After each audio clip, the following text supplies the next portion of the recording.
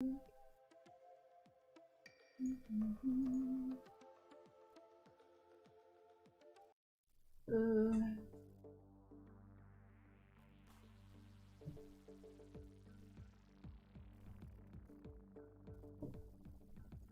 right.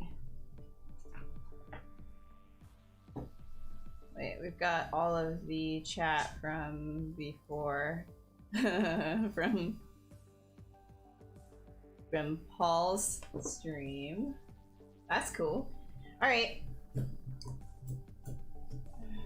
Just get all this over here. Nice, nice, nice. Wow, it's crazy. I'm actually like 100% on time today. Usually I'm at least 5 minutes late. Hey, Cassar, how are you doing? Got the stream chat open from last thing. Actually, let's do something else, some different music. I'm just cycling through some stuff, finding something that'll work for us. Hey, Jez, it's good. It was good. Let me see. You know what? We'll just try this one. Hey, Fran, how are you doing? Or Fanzera. Sorry, my bad. I can almost read. All right, so hello, welcome everybody. My name is Ashley. I am a creature and character artist. These days, actually, more a character designer. That I've been doing a lot of like character design work in 3D and final images for clients and things like that. So, you know, anything that I do on these streams, it's usually in the realm of sketching and ideating. It's nothing that will really, be used for a final model. It's really just to sketch and have fun and explore shapes and design and treat it kind of like a sketchbook in a way. You know, the same thing is like if you didn't really have any ideas prior, and you opened up your sketchbook and you're like, what the heck am I gonna do? And you just start doodling something, same type of thing here, but in clay. So just to lower your expectations of and answer those questions beforehand of like, oh, are you gonna print it? Are you gonna put it in a game? Or maybe a film or something? You know, like give it purpose? Like, nah, the purpose is to just have fun with it, you know? So if you have any questions though, feel free to ask as we're going. Yeah, and also if you wanted to try ZBrush for yourself as well, maybe you know want to sculpt along or anything like that, there's a free trial for 30 days that you can get on the Pixologic website, and there's also a super free version of ZBrush, which is called ZBrush Core Mini. It's a super stripped down, super basic version that you can, even if you've never tried any form of sculpting in 3D before, you can try that. Good introduction to it anyways. Thank you, Joquin. Or you, I never knew how to pronounce that name. It's Joquin, right? I butcher everything. I'm so sorry. Oh, you would like to see this thing, something holding the orb. I think there was a challenge this one time, and I'll get started in a minute. I just usually let people filter in before I get started. But there was a challenge that we did after one of the beta release, or not beta releases, but one of the older releases of ZBrush when Sculptors Pro first came out.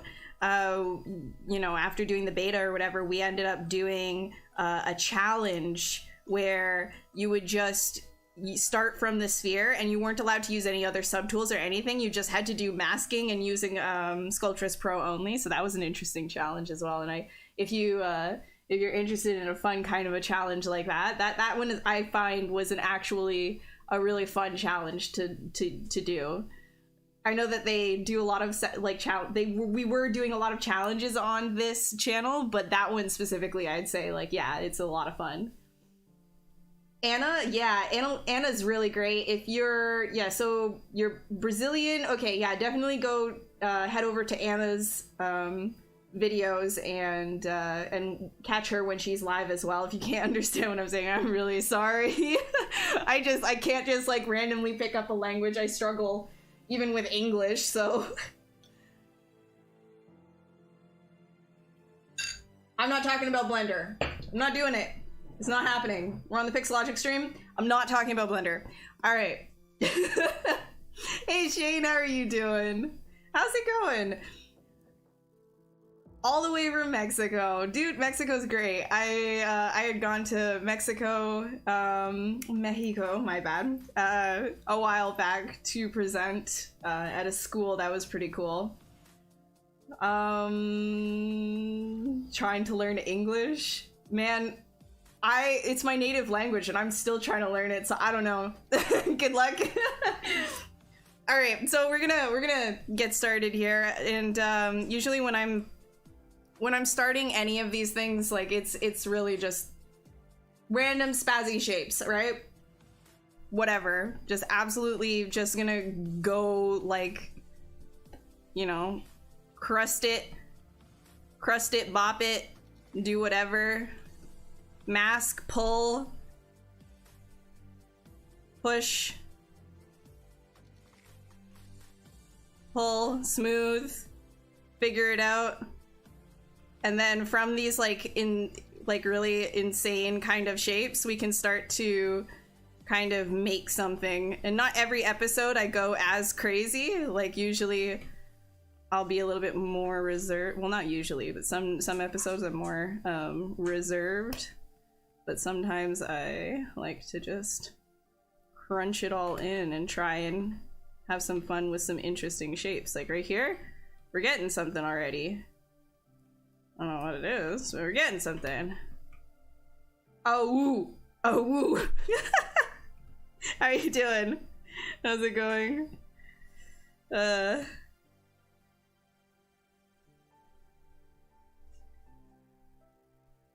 How do you pronounce your name, by the way? Is it Wheats or Vates? Wheats? Mr. Fotma, I don't know how to pronounce your first name. Please don't like feel bad. I appreciate your work like crazy. You're an amazing artist, but I am so bad at names, and it is no slight on you. It's just me being an ignorant person and trying not to be as ignorant. You'll take a margarita. I mean, I don't have any for you. In fact, I can't even recall really the last time I drank. Dun, dun. But is everybody's summers doing nice? Going nicely? See, everything is starting to open up. Happy days, happy days. So I'm just kind of like looking overall for some kind of a, again, like an interesting silhouette that I can work from. So I'm really liking this like super tiny pinpoint sort of like beak-like shape. Probably use it as like a pincer or something. And that kind of a thing, just it all happens out of like, you know, luck, mistakes. And so I use that as like the beginning process to help me kind of figure out, is this cool enough to continue? We're just looking at shapes and only shapes. It's way too hot, Ghost. Yeah, it's not so bad over here, but we're in the north. What are you draw name, please? If you could like rephrase that in a way that's legible, I could answer it for you. I'm getting that juicy Vax in a few days. Hell yeah. Hell yeah. I still have to get my second one, but I don't know when that I'm gonna be allowed to. I mean, Canada. You don't have a terrible name. I've never seen it before, so I don't know how to say it properly, and I don't want to like I mean, I've already butchered it, so I apologize. But you're awesome. Guys, if you don't know Mr. Fotma, I hope I'm even saying that correctly. I'm pronouncing it phonetically. I'm so sorry. You can check out, just look up his name on Twitter. His stuff is crazy, or even on ArtStation. He's really good. There's some really awesome creatures. All right.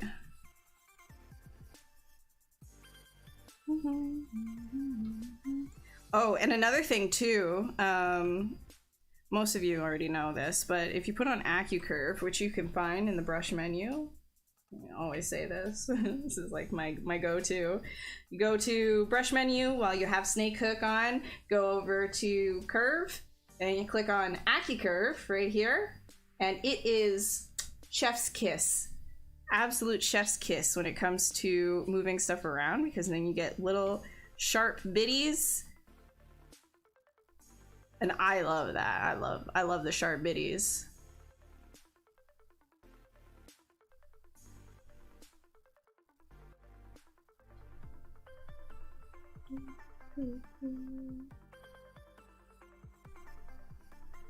You know, I'm gonna do something a little bit out of there. Do we want? No. It was like.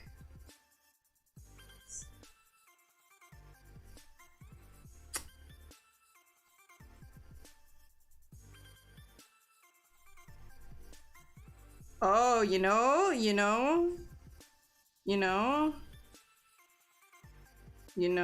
that. Let's try it. I think we could get something cool with that. And this is the deformation menu, by the way, which you can get by clicking on the gizmo.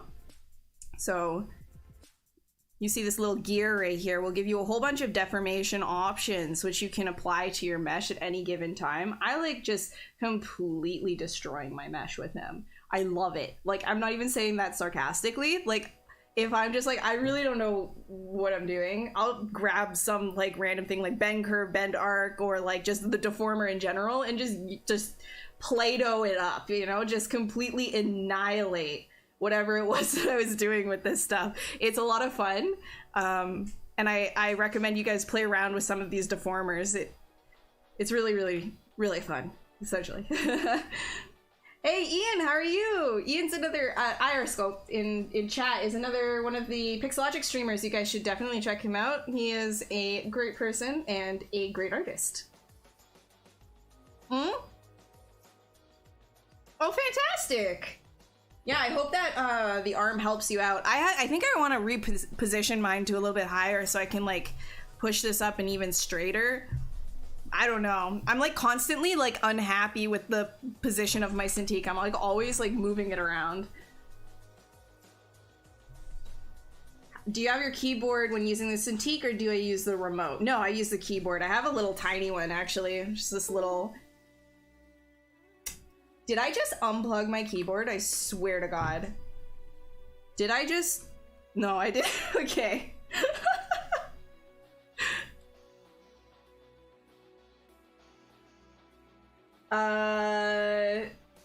Yes. Okay. Hey, Dave. All right. Let's get this going.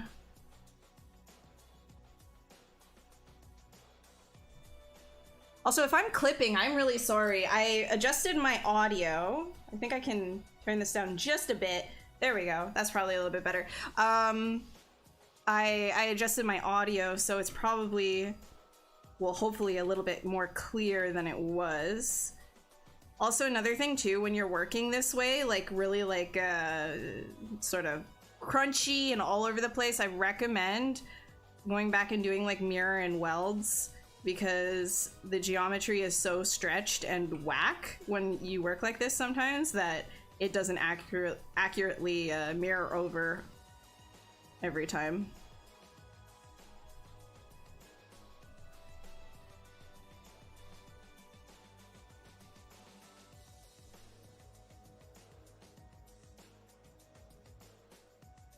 Maybe I should do like a little spotlight of like, you know, the talent in chat right now. That's what I think I should do. Fuck it. Let's grab.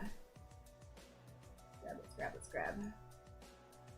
What I was talking about before.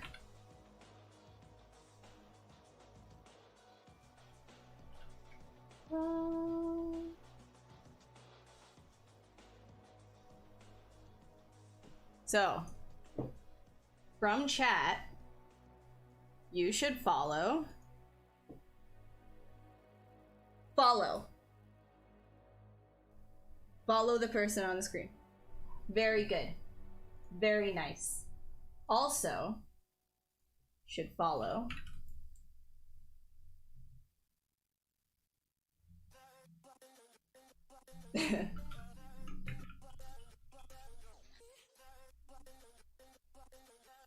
oh my god, I don't think I'm gonna find it. My Twitter is not loading. Oh my god, load. Also follow. Follow.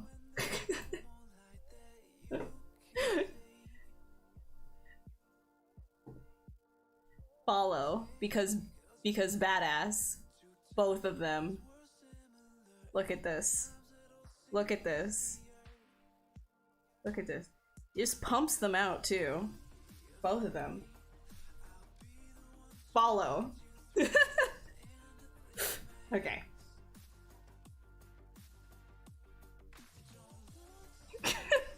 I'm really great at shout-outs, aren't I? I'm so sorry. But seriously, follow. Okay.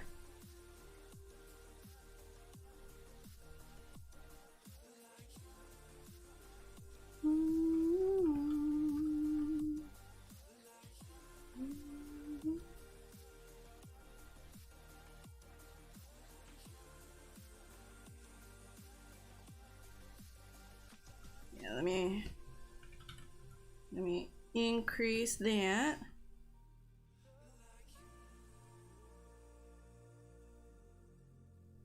And then I'll grab. Oh, also if you hear slurping and like knocking and stuff, Monty's throwing his Kong around, so. What am I making, Jimmy?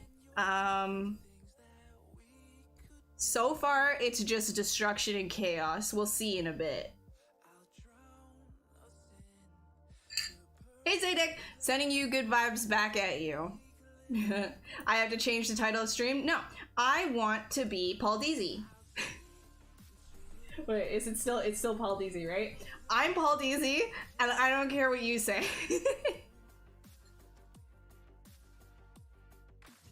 No, he hasn't. We don't put the cone on him. We give him like this, like, because he gets like allergies, and then he gets into like he licks too much, right? He gets like allergic dermatitis. So we gotta put like I don't like putting the plastic cone on him. Like that's super uncomfortable. We have like this little cushion that he wears around his neck. But he hasn't had to wear it. He's a little allergic right now, some seasonal allergies. I think also like, you know, having the AC. It's not on right now, but definitely gets his allergies going a bit, so.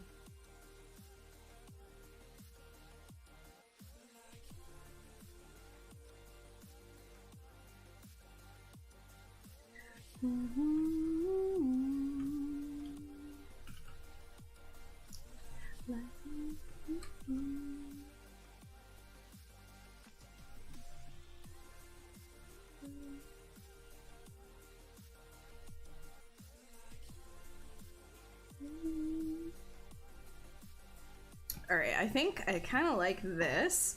Let's see what we can do with a... Actually, let's grab this whole thing right here. Where is the center point? Make sure that we're not going too crazy out there. Make it go forward a bit. There we go. Great. Sometimes when I like move stuff around, I find it ends up going into like outer space, and then I try to import like, you know, something, and I'm like, oh darn, I have to like reorient everything, so better to like kind of fix up everything at the very beginning.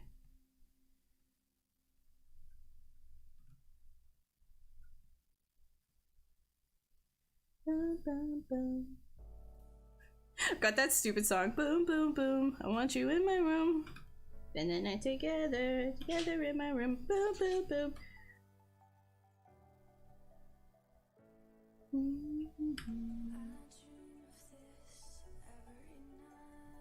Looks like a ship. It could. Could be. It could definitely be a ship. Hey SM, how are you doing? It's good to see you too, Frank. In fact, yeah, it's airship. It could, honestly, might as well be. Might as well be at this point. Oh yeah, you can't talk about which Funko sculpts you're doing yet, can you, Ian? But you work at Funko, so we know it's a Funko.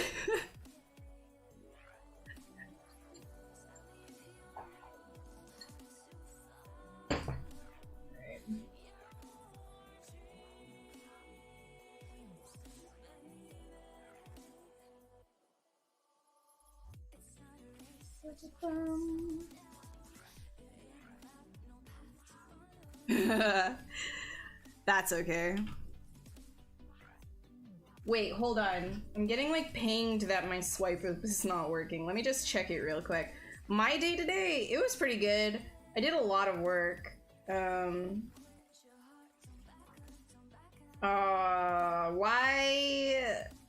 Hold on. Alright, my swipe up is not working. Alright, well, screw everybody who wanted to swipe up then. They don't get to swipe up. No swiping up for anybody on Instagram. Whatever, I don't care. You took pictures of your dog? Dude, that's a good day, in my opinion. Before I got on stream, I asked Monty, hey, Monty, what should I wear? Should I wear something with longer sleeves or short sleeves? And I made him choose. I was like, this arm or this arm? One arm was like long sleeve, one arm was short sleeve. My dog chose my outfit today. Can your dog do that?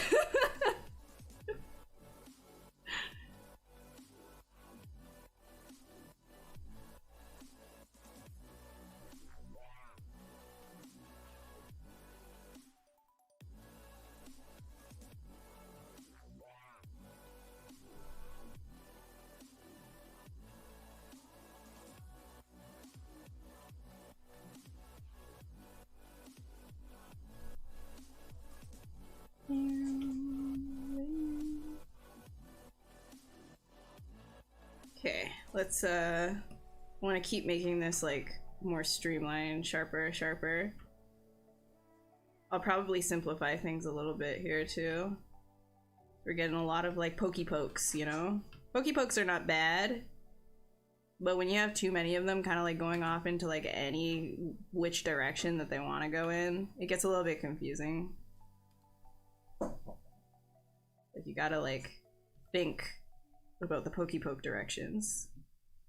Can't just like have pokey pokes everywhere all willy-nilly, otherwise people would be like, oh, it's just another pokey poke, instead of like making it a meaningful pokey poke, you know?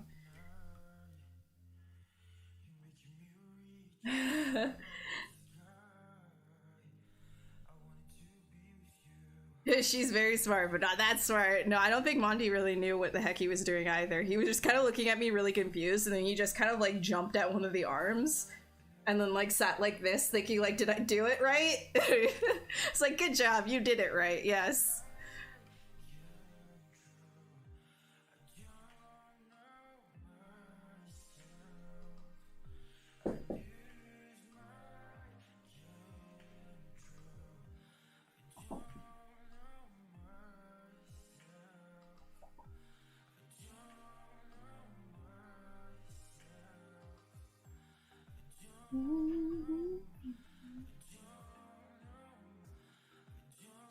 Maybe it is a dragon.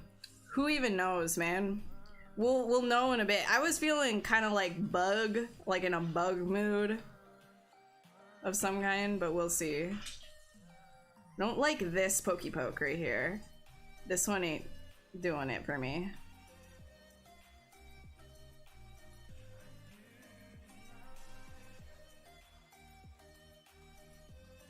Like this whole thing.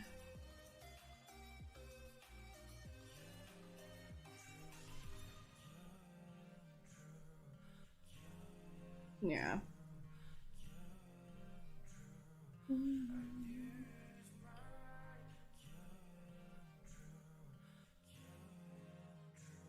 I believe you that she's a good dog. I mean, all dogs are good dogs. Even the ones that people say are like demons and make demon noises, they're still good dogs. They're all good dogs.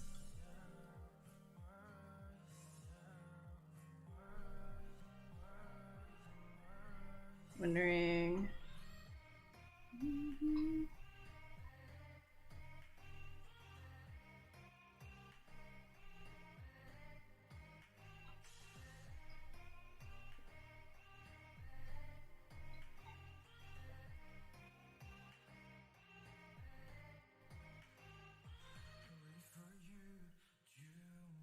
Oh, you know, I've been following this artist for a little while, but every time I see his stuff in my feed, whether it's on ArtStation or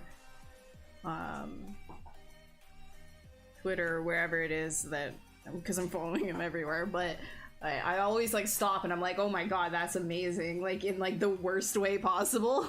Bone Krishna. If you look at Bone Krishna, his stuff is like, he's got like this like really like simplistic style, but it's like everything's rendered so hyper real, like really like taut, simple skin textures on simple shapes, and then like very concentrated areas of small details. So everything is very like big shapes and then nothing, and then small detail in one place, and it's very unsettling. Bone Krishna. You have some questions. No interest in sculpting. 1. What is the difference between hard surface modeling in ZBrush and any software? 2. Why some artists use ZBrush in some hard surfacing modeling? 3. When I make some details in models in ZBrush, how do you show this detail in how poly? If you can help me. You mean low poly. Low poly. Okay, so 1, what is the difference between hard surface modeling in ZBrush and any software? So if you're doing it in ZBrush, it's just a different set of tools. It also kind of like makes it so that your workflow can be different. You don't have to start with box modeling. You can literally start with a sculpt, be it organic, and then turn that into a hard surface thing by remeshing your sculpt. So you can start high poly and go low poly if you want in ZBrush. That's the biggest difference. Why do some artists use ZBrush and some hard surfacing models? It's because of that organic approach. Some artists will find it faster, and the iterations faster as well, because you can easily switch out like you can do like live booleans and things of that nature inside of ZBrush. I mean, you can also boolean inside of other packages as well, but in ZBrush it's sort of like this on the fly like design process that makes it super easy. But in other softwares, you know, you're gonna get like it's easier maybe to retopologize or something. It really just depends on your workflow and what makes it more comfortable to you. If you're not comfortable organic sculpting, it might be a little bit weird to do it in ZBrush for you. But it does kind of give you that artistic approach to things, whereas in another software like Maya and you're doing box modeling, it can be faster if you're really like technically savvy. You know what I mean? It just depends on you and your workflow. When you make some details in models in ZBrush, how do you show this detail in low poly? Okay, so if you're doing, if you have your low poly already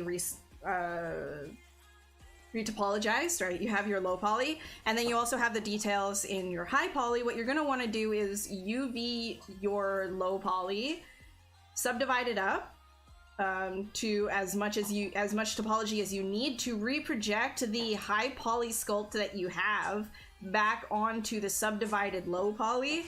Then you're gonna want to bake out a normal map for that, and so that normal map can be applied as like, you know, a normal in ZBrush as well, but just keep in mind, you know, viewing it in ZBrush is not exactly the same accuracy as you're going to see in other programs as well. So you're going to want to export it to whatever program you're going to be displaying it from and check it there too. Did I ever sculpt a hornet or a wasp before? Yes, I have. How to make glasses in ZBrush? I mean, a lot of the time, like, I'll just use like a quick kit bash thing for glasses and like edit it that way, but you're just making glasses real quick. Like, don't be afraid to just like slap things together like this. Like, look, you just grab like cubes here, right? You'll have some really wide mirror weld.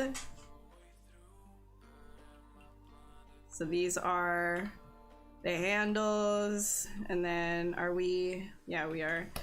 And then you can kind of start to turn this stuff. Like, this is usually what I will do if I don't have like some kind of like a kit bashy thing. I'll just like slap things together really quick, and then I will usually just like remesh it and clean it up afterwards, if that makes any kind of sense. So with the lenses, it'll be the same thing. I'll keep it like on one plane like this. I'll usually do a kind of inflate like that, and then on one plane, not switching like anything, I'll just kind of like, I don't know, maybe it is sort of like an aviator. This is really rough, by the way. All right, mirror and weld. Put them more or less close together. You're measuring this with a face, by the way, which I'm not doing right now. Take the clip curve, kill it on one side, kill it on the other side, move it over here, and then you can start using like the bend arc just to give it a slight bend. You can put the lenses in there beforehand if you want. Depends on, again, the type of glasses that you're dealing with. This is not an accurate bend. I'm just giving you an idea. Bend it out like that. Bingo bango. And then you can start, you know, again, slapping things together. Like, that's usually what I do. Does that make sense? Just slap the stuff together. That's, and then worry about retopologizing and cleaning it up after.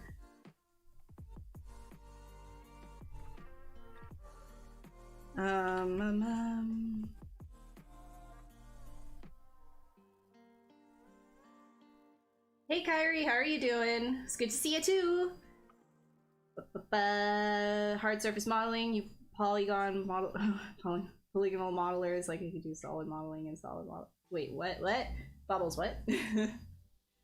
You can do hard surface modeling, you just need a lot more. I think with hard surface stuff, you just need to find the groove, like the specific workflow that you're comfortable with, and then you need to like stick to it. Like hard surface is like very methodic in terms of like getting things to where it needs to be.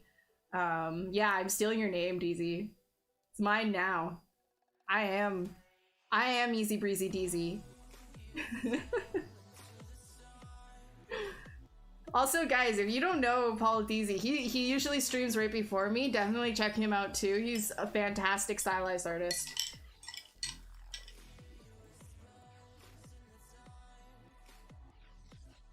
Dude, Bubbles, we all have a level of the suck. Don't worry. The suck infects us all.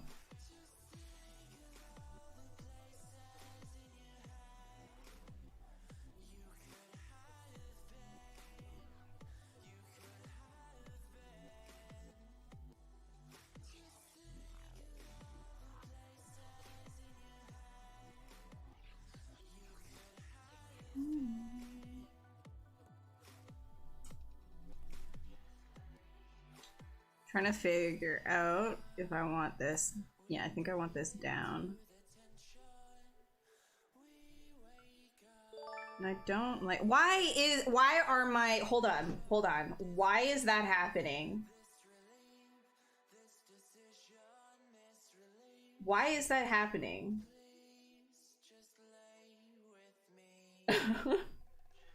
Bro,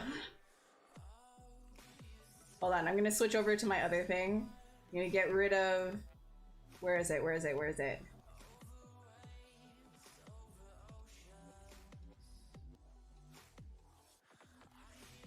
That's it. Okay, bye. There, it's not gonna be a problem anymore.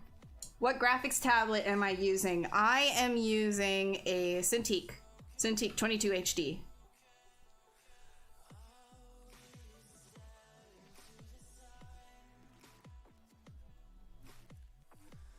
In full caps, maximum anger and maximum triggered. Jose says, "Why don't you Dynamesh? This distortions are not a problem for Sculpt." Well, Jose, thank you for your concern. But no, it's not a problem. I'll be Dynameshing later. Just relax. I wouldn't waste your aneurysm on this. It's okay. You'll be fine.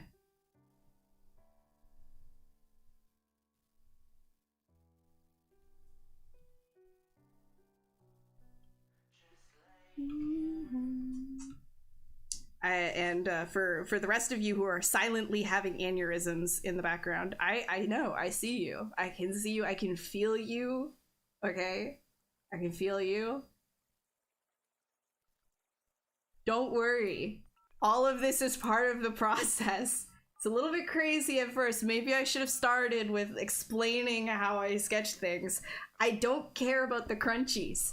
When you Dynamesh, it takes the crunchies and turns it into actual geo. So what you're seeing here will turn into usable geometry that you can sculpt on top of. So there's a lot of like really crazy artifacting that's going on. It can create some really cool designs. Relax. Hush. Zen. We're sculpting. We're not modeling. We're sculpting. Don't worry. Chill. It's all good.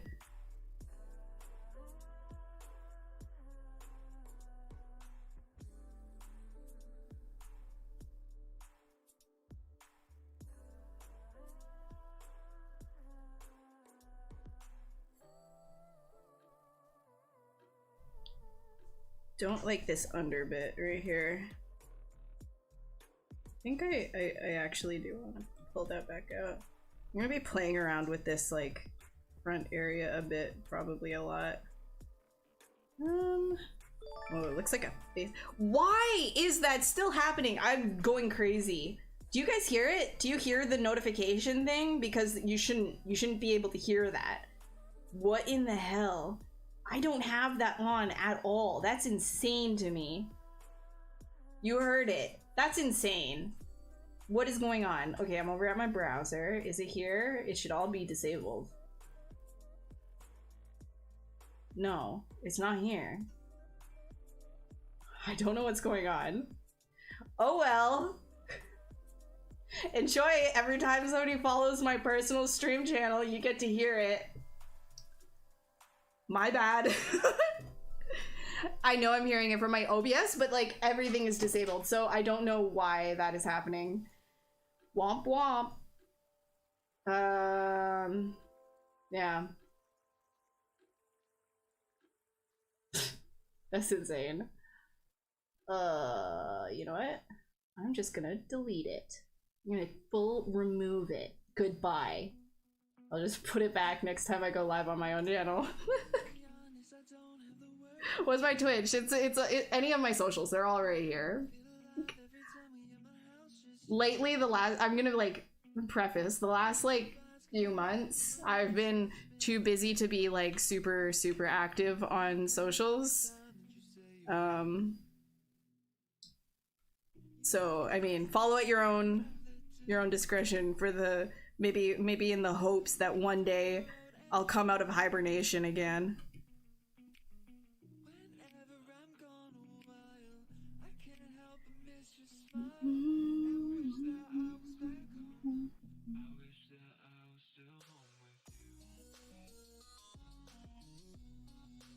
No, I don't want lazy mouse on it. Oh, there we go. This is like kind of looking like an old man face of some kind. Yeah, let's just like full stretch. I don't even care.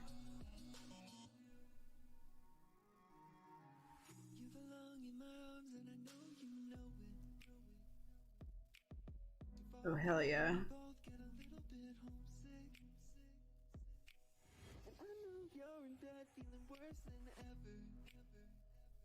Because it just don't feel like home, and that's we're together.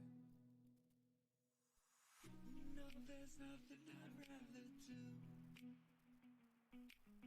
than walk down the road and chill with you. Whenever I'm gone. All right, sorry. Let me catch up.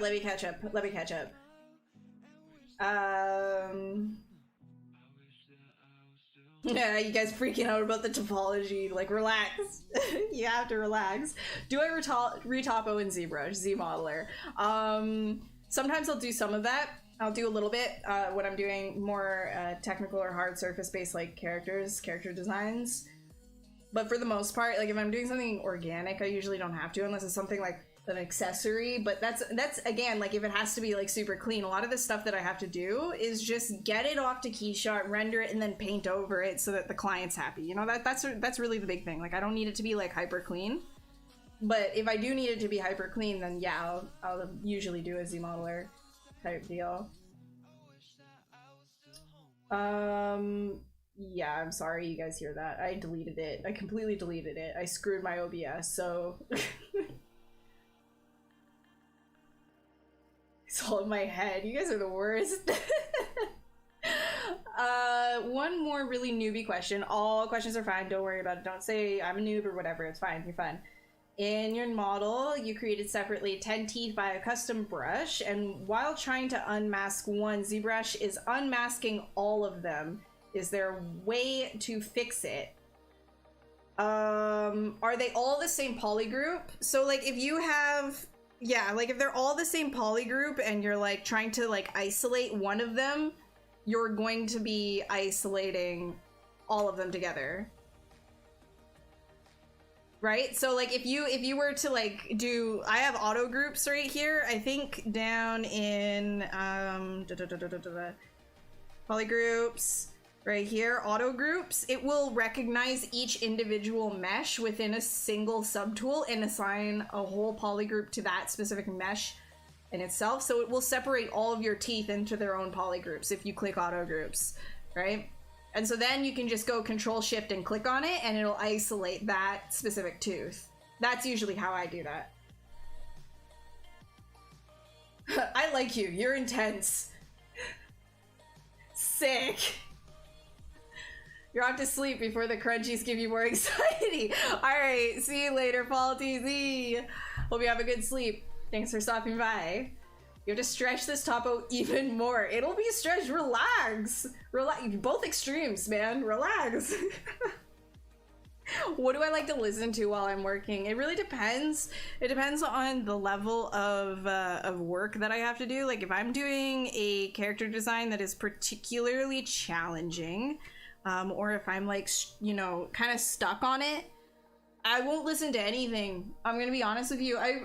You know, people like, you know, when I was younger and artists told me that when I was first starting out, I was like, you're crazy. I was like always listening to like really intense music while I was working. But the truth of the matter is like I used to shut my brain off while I was doing art. And when you shut your brain on when you're doing art, you're both not really learning that much as you could be, and you're also not thinking about the design as much as you could be. Hot take. But if it's something like pretty like straightforward and I don't have to think too much, like it's yeah, if it's not like too like intensive, then I'll usually just like listen to like whatever feels good at the time. I listen to a lot of EDM. It's just like it's all mood based. All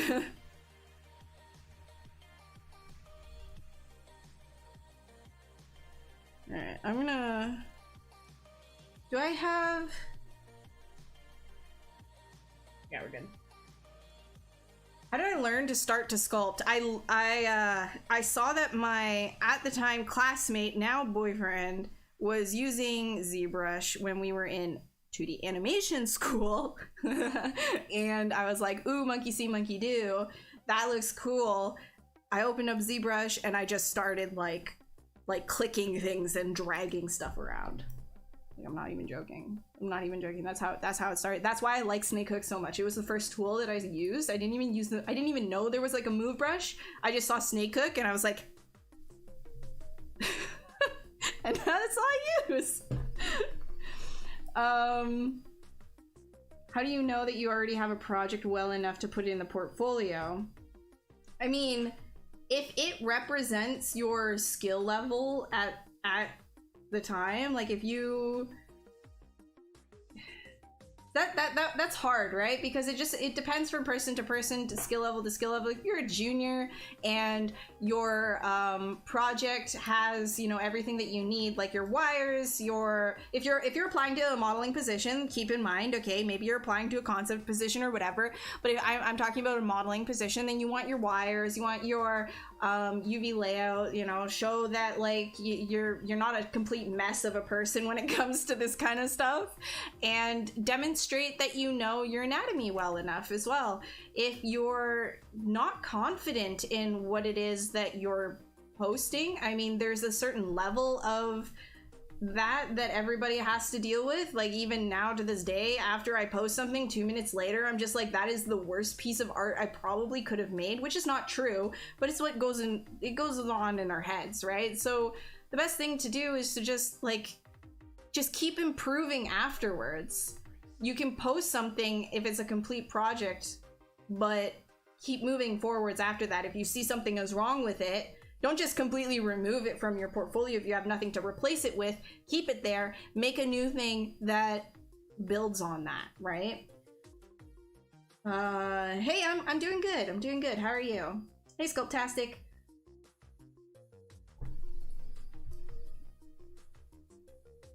Are hornets hard to sculpt? They can be pretty tricky, yeah. I like their shape though, they're very sleek. How do you know that you already got that one? ZBrush is a great dating app. What are you talking about, Bubbles? Are you okay? Hey Mord, how are you? Thank you so much for changing the name. Thank you, thank you, thank you, thank you. To What You Want by Evanescence. Very nice, very nice. All right. Learn by doing. I agree. I agree. I like to just get down and dirty with it. And then like as I run into issues or if I want to do something specific, then I'll look up a tutorial for that specific thing and I will learn by doing it hands-on. That's how I like to do things. If you see a specific tutorial online that, you know, it's just like, ooh, this is how you make this space looking thing, right? And you want to go with that, then sure, if that works for you. But I find it's better, like for me, like, oh, I kind of want to just like make a rock golem, right? I'll jump in and I'll just start doing something. I'll be like, man, is there a way to just like cut the rocks with a tool? Like I could just like cut planes. Like this is kind of crazy. And then I'll look up like cut tools, planer tools in ZBrush. And then there's like a whole bunch of different things that'll pop up, right? And then that's literally like what that's how I'll learn. That's how I have been learning. Literally everything. Alright, okay, I gotta actually do some stuff.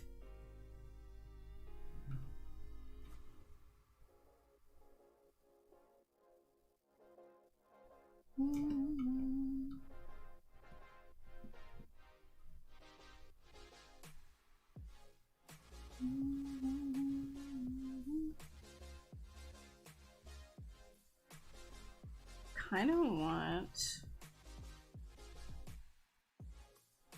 this to be a lot bigger. I like my big chunky necks. Big chunky necks are fun. And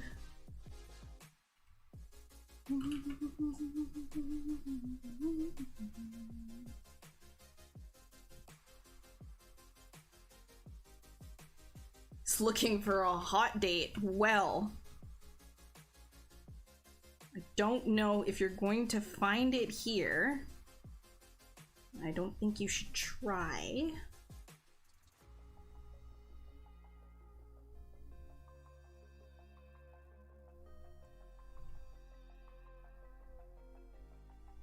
So I'm using AccuCurve because I know a lot of people see this kind of stuff happen and they're like, oh my god, sharp pointy things, and you did it so fast, I want it too. Yeah, just put AccuCurve on either your move brush or your snake hook brush.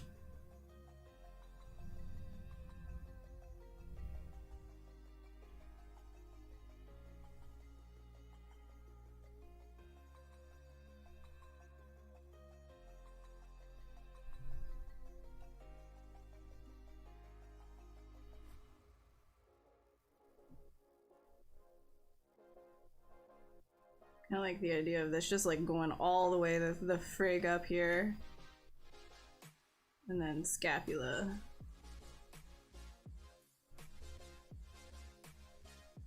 And why the heck not? Let's just combine everything. I don't care. Is it a bug? Is it a plane? Who knows?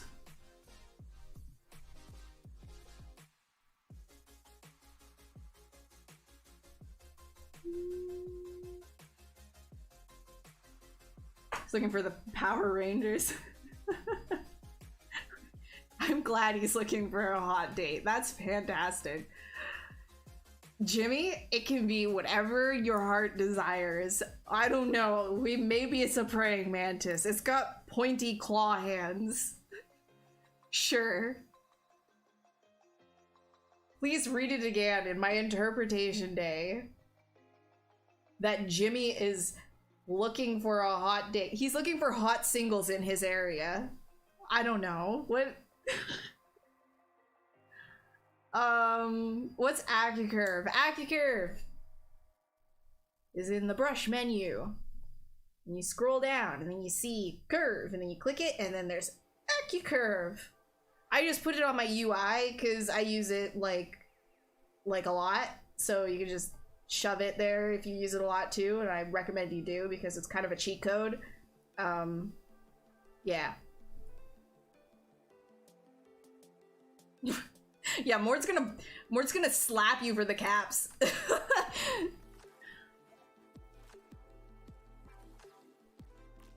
Would you recommend the Cintiq 22 or 24? Do the screens have enough contrast? So Mord's saying 24, bigger is always better. I am gonna fight him and say no. All right, I'm not just being contrarian. I think that the 22 is a fine size. Great, actually. I find that I use like 2/3 of the space. I'm never really over here. I'm never really over here. I'm mostly like directly in the center, having this part right here, usually in Photoshop and Keyshot and ZBrush, and having all of the menus over here is really what it is.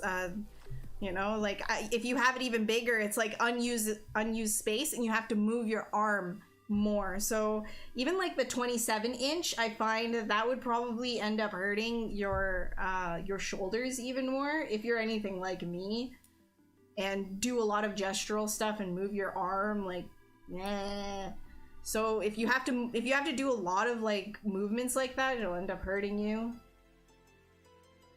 Yeah, the 22 is totally fine unless you're like a hulking giant of a person. Like the 22 is great. You love crunchy topo method? You like sculpting creatures too? Have you got any quick tips on re-topologize for these wild beasts? Dynamesh it first, right? You know that. Do all your details and stuff, and then duplicate, ZBrush, subdivide, finish up your detailing, and then you can start to do a, you know, if the ZBrush is not good enough for you, like if you need to make it animation ready, then you're gonna have to start doing stuff in the way that you would do any other thing by hand.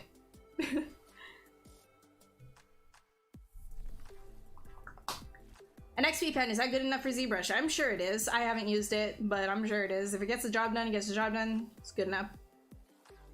Hey, comics, you didn't miss anything. You ever use Easy Remesh? No, I have not. You got a 21-inch tablet. It's a great size. Yeah, I think that like it's all within the good size. 27 is massive. I remember I used to use that at one of the jobs I had in studio, and that was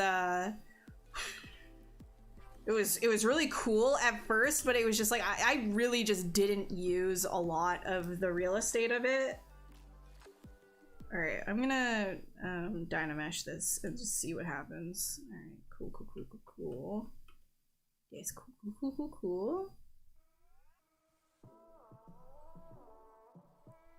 Let me give it some more oomph.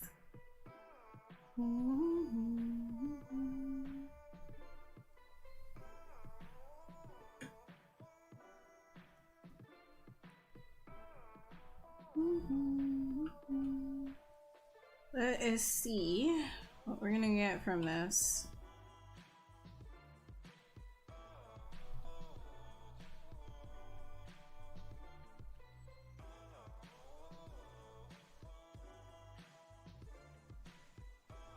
Nah, we'll keep that on, that's fine.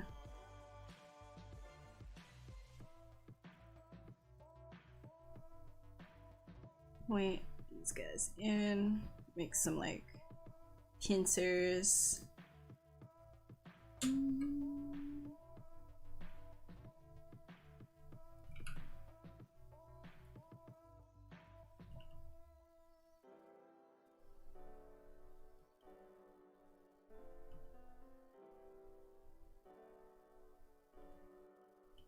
Very Predator.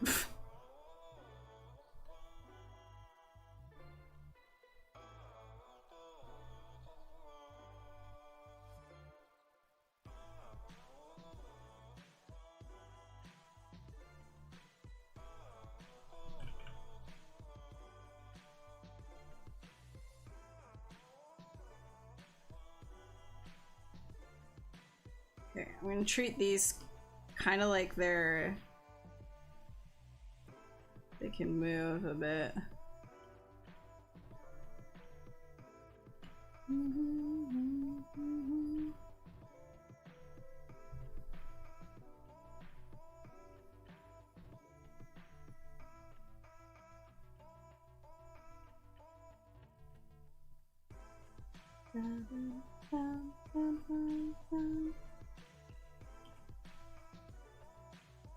Whoa. Go back to mask. Go back to mask.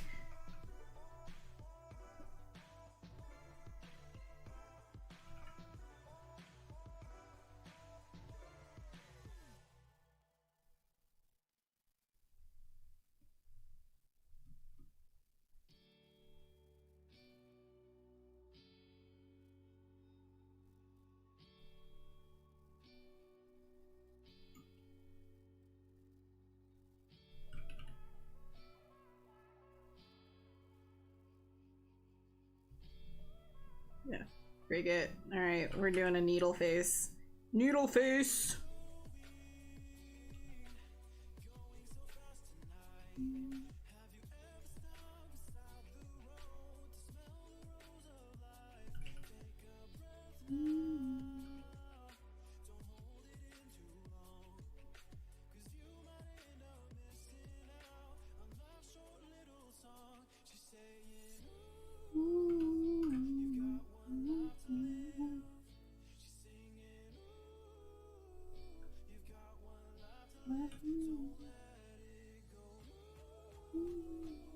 Yeah, it's a Wacom. It's a Intuos. No, it's not. What am I saying? It's a Cintiq. It's a Cintiq. Hey, Dread. Everybody making bugs. Bugs are fun. Bugs are hella fun. Don't be Caps Lord. Don't be a Caps Lord. Don't scream. No screaming here.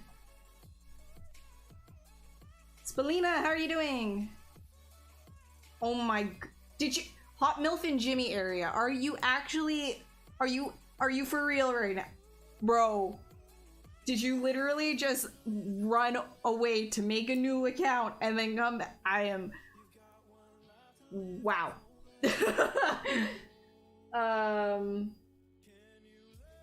Hey, Pablo. How you doing?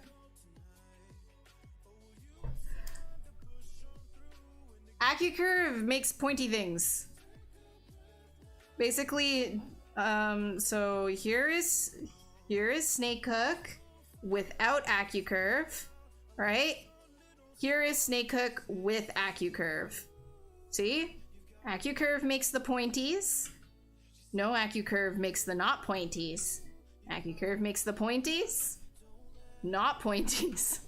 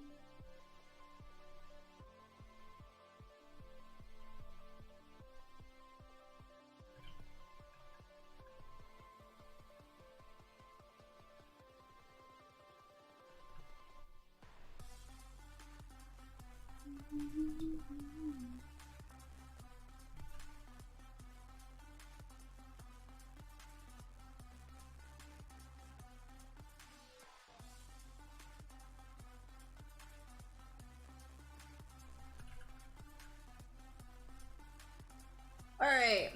Hey, Vouchny. I'm not doing too much. Just sculpting on the Pixologic channel, you know. Just making some kind of a alien buggy looking thingy.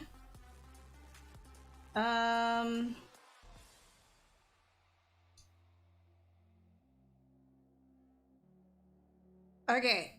Alright. I don't want to talk about Blender, right? I really don't. I really don't want to talk about Blender, but the cultists have arrived. All right, so let me get this out of the way first and foremost. Blender is a great free software that you can use as a overall package, right? It's a suite. Therefore, that means that everything is available to you within Blender. But here's the asterisk that a lot of people are not considering, right? The asterisk is that yes, these are tools that you can use for free and it does everything, but it doesn't specialize, right? So a program like ZBrush is industry standard because it specializes. If you sculpt for your profession, you want the best sculpting software that makes your life easier. You don't want to be drawing with a rock if you can have a pencil. You know, you can still draw on the sidewalk with a rock. You can still do that. It still works. It's perfectly fine. Or you can just have a pencil, right? So you can still do that. Doesn't mean it's the best. ZBrush right now is industry standard for sculpting.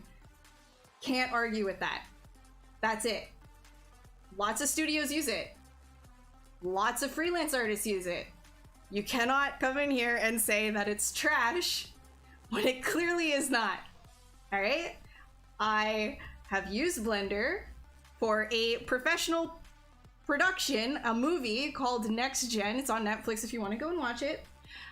However, I did not use Blender to sculpt the characters. I used ZBrush because it is a more specialized tool for that. It makes it a lot easier.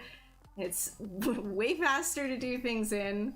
All right, so please do not come in here and start with that. Don't, because you look dumb. I'm sorry. You just like, I'm gonna be rude here, but you look like really like closed-minded when you say things like that. You know? And it's not just because I'm on the Pixologic channel that I'm saying this. It's just these very like closed-minded opinions of like, this is a free software, so therefore it is best. Like, no, it's not. It's not. It's a great software, right? But it doesn't specialize. And I am somebody who used it for a professional pipeline, all right? Relax. Breathe. We good. The Blendos have arrived. My goodness.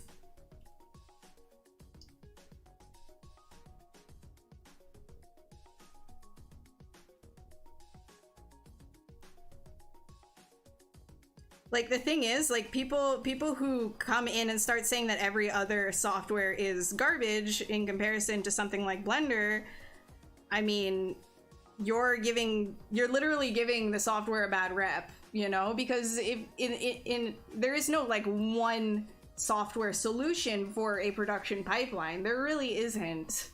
Like, if you want the best and specialized in every single particular field and make the workflow as streamlined as possible, you're not going to want to go with just one software. That's just the way that it is. No, it's not the software that I'm upset with. It's the people that come around, comment on everything, and it's like this like cult following. They run around commenting everywhere they can, like, Blendo, like, God.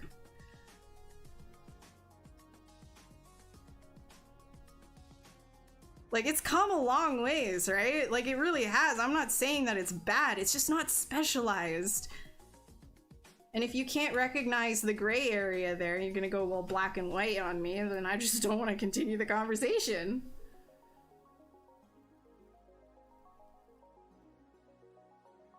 Yeah, you can, and you know what? I know a lot of people that use ZBrush with Blender. I have used it for a professional production pipeline for a film that you can go and watch on Netflix called Next Gen.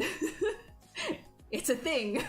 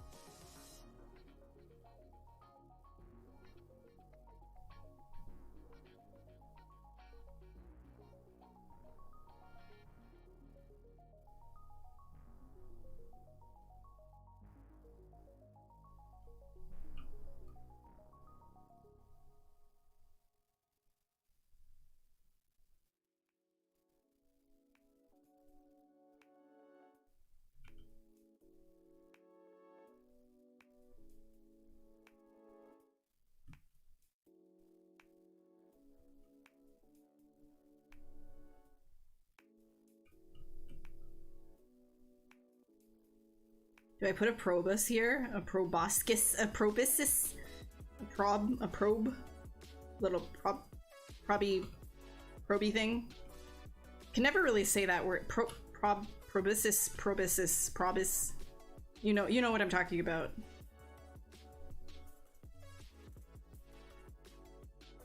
I made half the characters, Jimmy.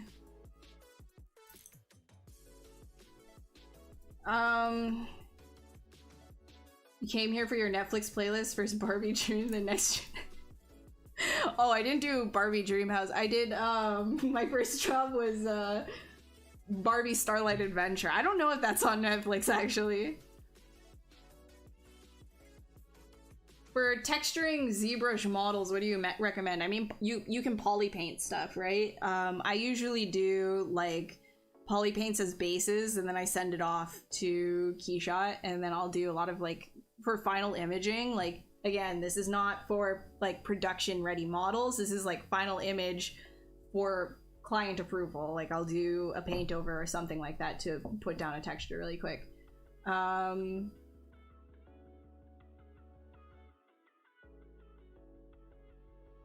Also, you're wrong. Again, you're clearly not like, again, with these like extreme opinions, man. Like okay, watch out. Never mention Blender or you're a cultist. Like relax, breathe. There was a couple people that came in and literally were like trashing on ZBrush. Like, relax, okay? I was explaining that if you start going extreme on one end or the other, you look like a fool. Just chill.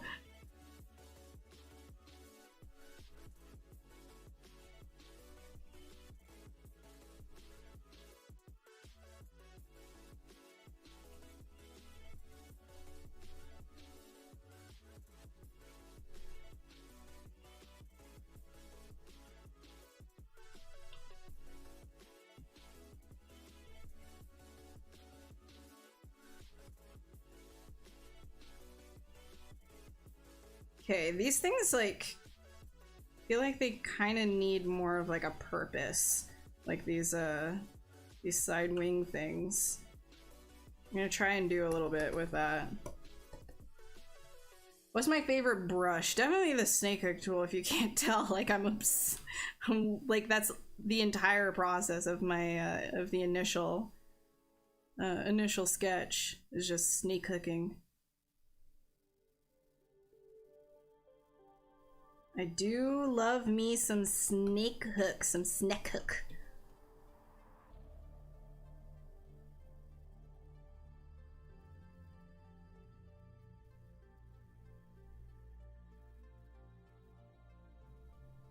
Bum, bum, bum, bum, bum.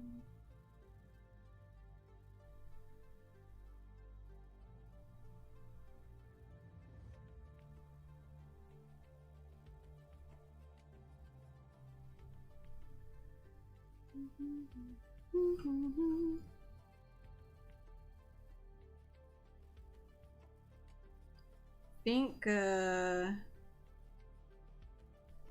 gonna try something with this. Like usually this can give interesting results. Try something here. Let's do deformation. Inflate it all. Whoop, inflate it all the way down.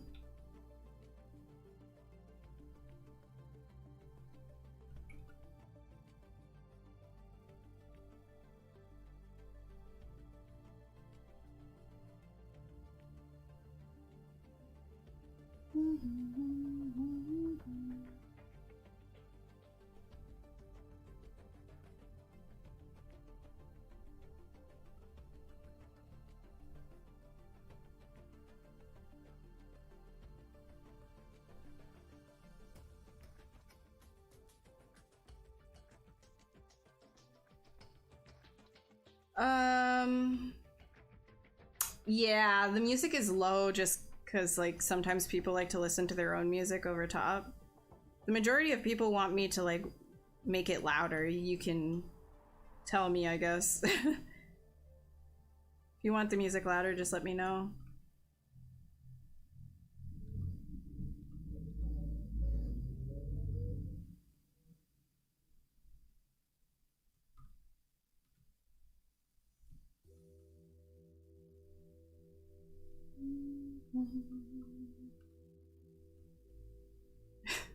Pokemon.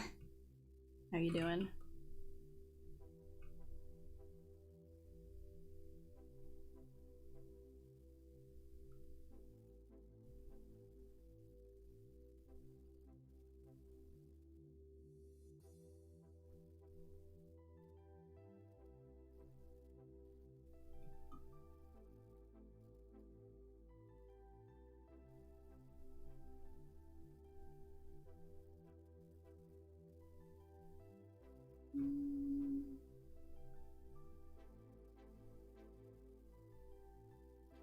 gonna make these jaws bigger. I want to exaggerate some stuff. And then I'll work on the body.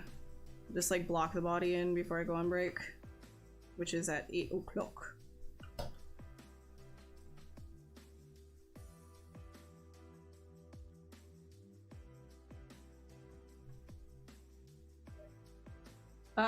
Yeah, I mean, not everybody does this kind of a sketching workflow. That's totally fine, but I really like to do it this way. If it doesn't work for you, that's fine and actually totally normal.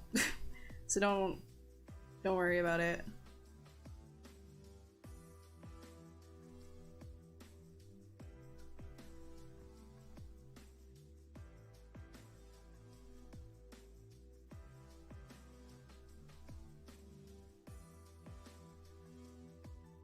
I just know that I can always like clean things up after stretching polygons like this, so I'm never like, you know, worried about it. And it stops me from being like so incredibly like, I guess the way to say it is like pixel fucky. Like, you don't like start like hyper focusing on one specific area because everything all is just kind of like a mess together.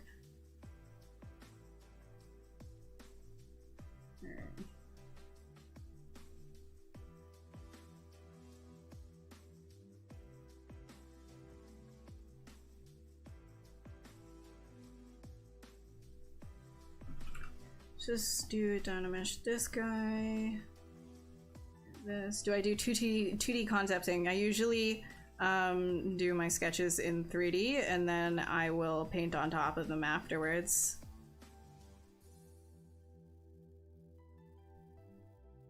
Just because then I can like easily, it's very fast like client approval. If you do stuff in 3D, render it out.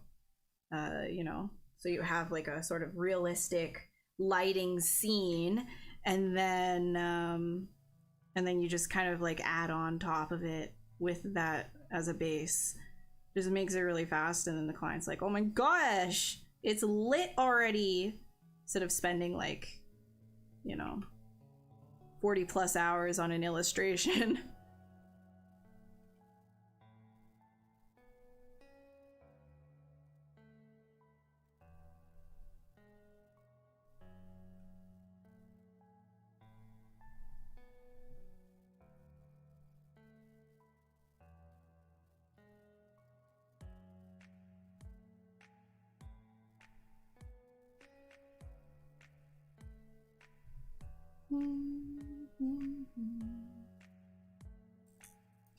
Mord, I thought you were gonna go back into the shadows. It's nice to see you. Let's see. What did I miss? What did I miss? What did I miss?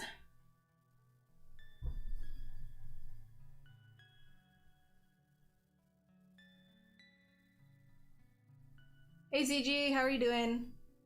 How do you reduce topology? You could Dynamesh at a lower resolution if you're in Dynamesh, or you can ZRemesh at a lower resolution, do subdivide up, and then reproject your details from the high res down to the low res.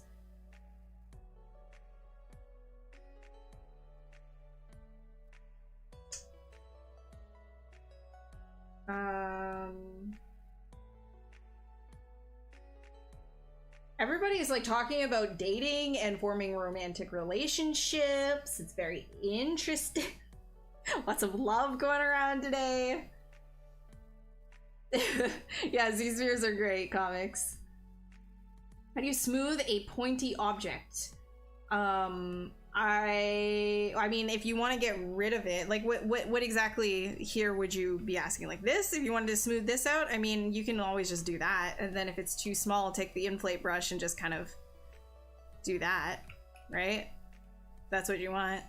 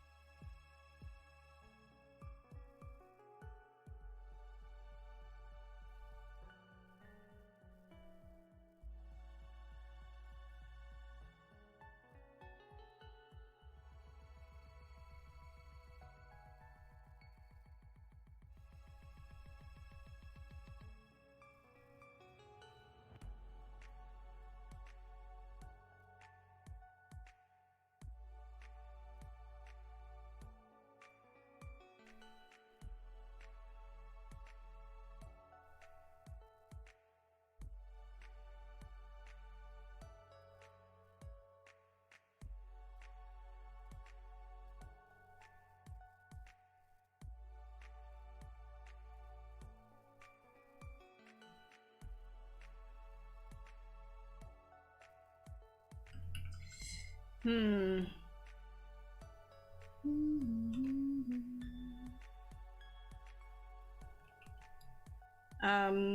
So usually when I'm doing this kind of stuff, I'm again, it's like gestural, so a lot of it's like from practice of just doing a lot of like this kind of gesture stuff, a lot, but all of the lines that I'm making has some sort of a correlation with the overall flow of the silhouette, and sort of like how I'm deciding to make lines. So like everything kind of like follows upwards and is purposely sort of done to kind of try and lead your eye around the design.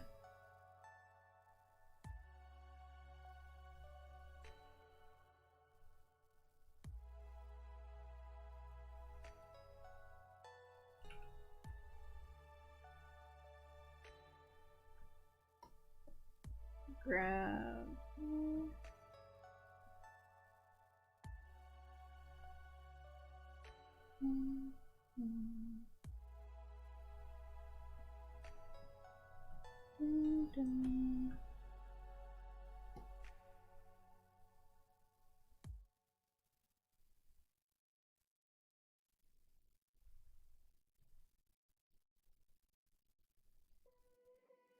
Okay, I'm gonna grab that.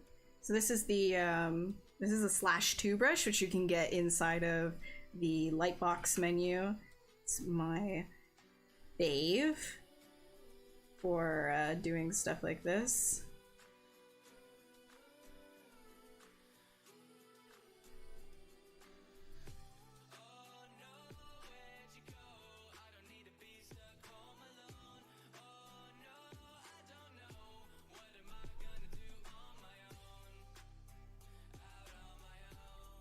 I'll grab that and make it drag all the way over. Might as well. Whoops, don't do that.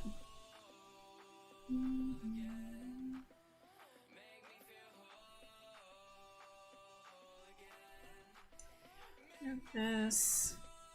I'm gonna put that inside of there. Pull this form inwards like that. Yeah.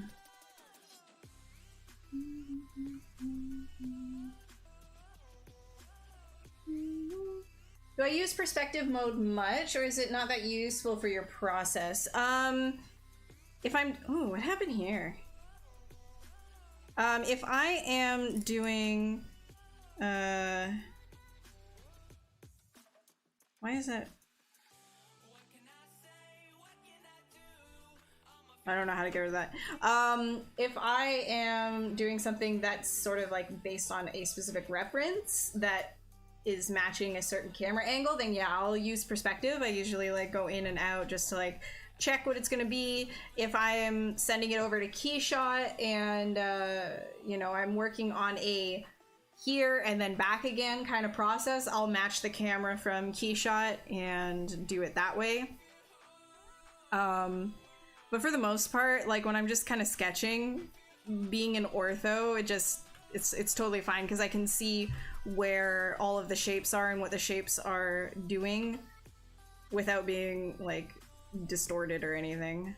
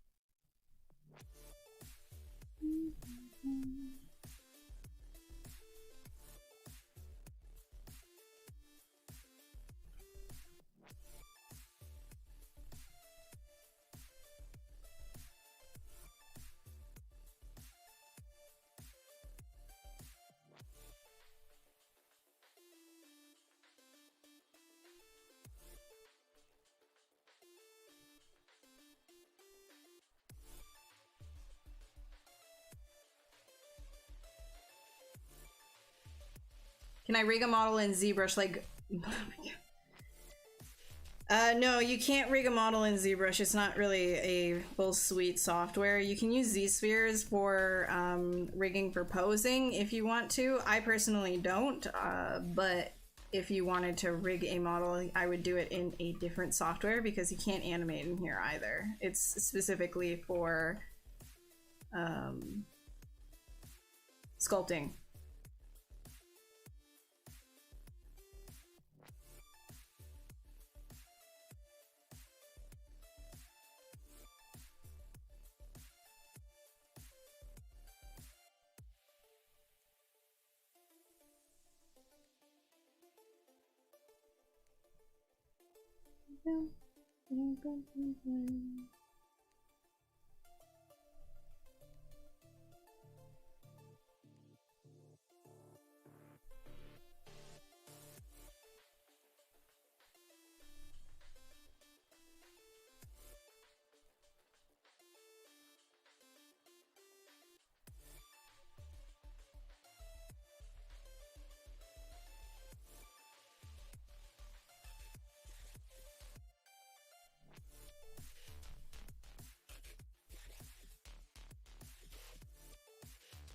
Nested legs.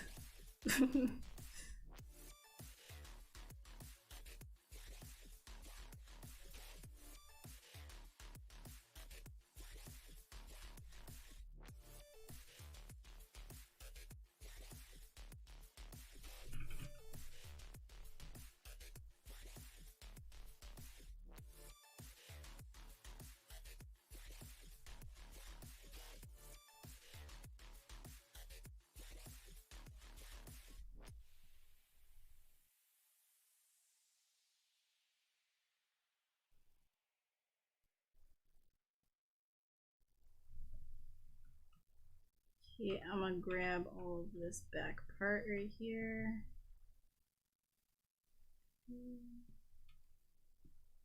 I'm gonna do some resizing.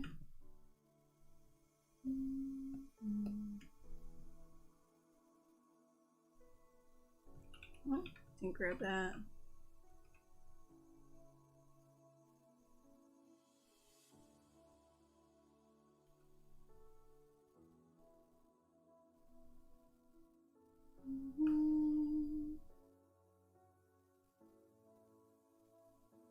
All right, let me catch up with chat because you guys, I see you in the corner of my eye. Let's go. Let's see. Paul looks great today. Yeah, on YouTube, I guess I'm still Paul. I can't change that.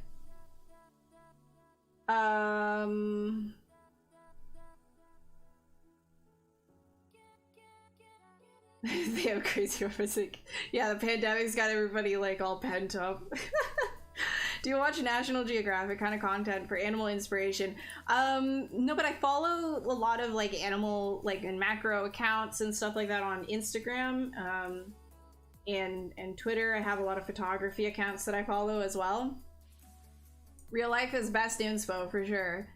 Can you use Substance Painter to texture ZBrush models? Yep, yes, you definitely can. And if you don't want to do like a UV unwrap of it or anything, I think Pablo has a tutorial of how to do that. You can send essentially a single image with the ZBrush bakes, like the image bakes, so you get your depth of field and your world normals and things like that. You send it all over to Substance Painter, and then you can just do like the you know, you can do your texturing on a single image. Pablo Muñoz Gomez, he streams here on Pixologic as well, and I think he has a tutorial of that.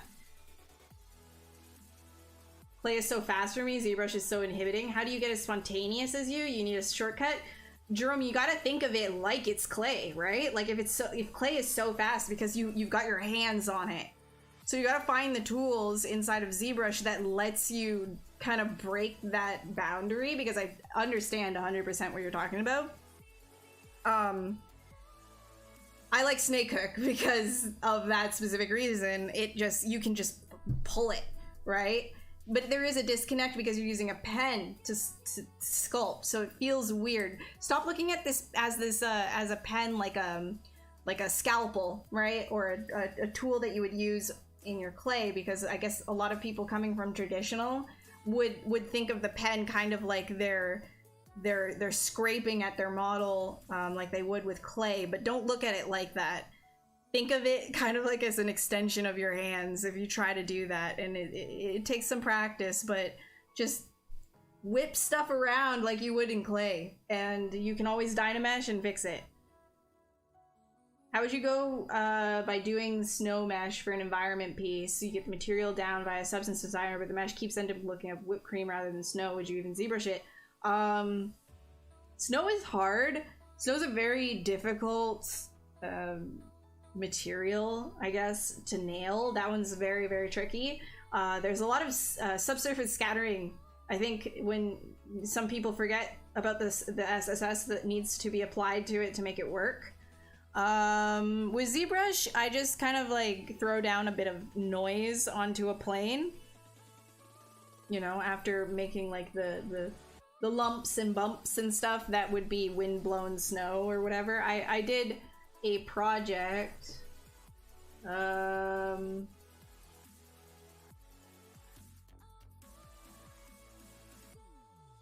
so here, hold on.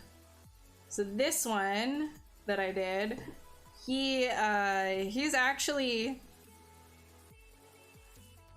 this one is actually, this started as a ZBrush just sculpt, like, and it was and then I rendered it in Keyshot, but it was really just the same thing as just kind of like putting that basic lump throwing on different levels of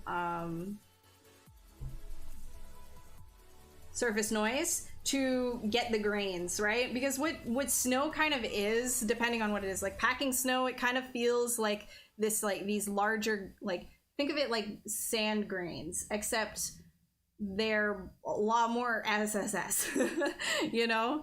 So you can think of it that way when you're doing this kind of stuff. And yes, this has like a paint over on it as well, but the base is what I was using. Actually, maybe I can find, hold on, let me just see if I have like a really early whip of it.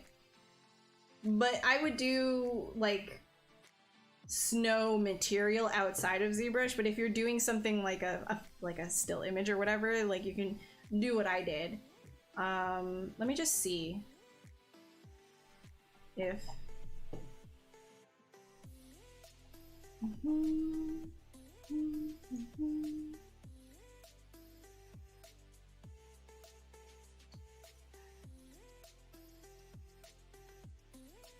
I don't even remember which one of these is Krampus, honestly. Ah, there it is. Do I have any of the snow stuff? That is the question. No, these are the beauties. ZBrush.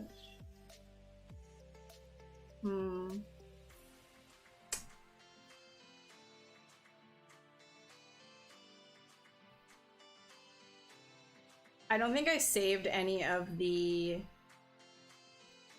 really early stuff. I think I might have just like thrown it into Discord and then that was it. Yeah. All right, I don't have my snow texture I can show you, sorry. But yeah, I would just use surface noise. Look at it in sort of like when you're looking at something like snow and you're trying to translate that into clay, you have to look at the forms. Don't look at like how the material like would feel or anything. Like look at like specifically the forms. You zoom up on it. It looks like if you put like a sand texture over top of it, you could probably get away with it. So treat it kind of the same way. What's the highest polymesh you've ever made for a project? I don't know. I've gone up into like 100, almost 100 mil at one point, but I usually don't get that high. Usually it stays like under 20 million.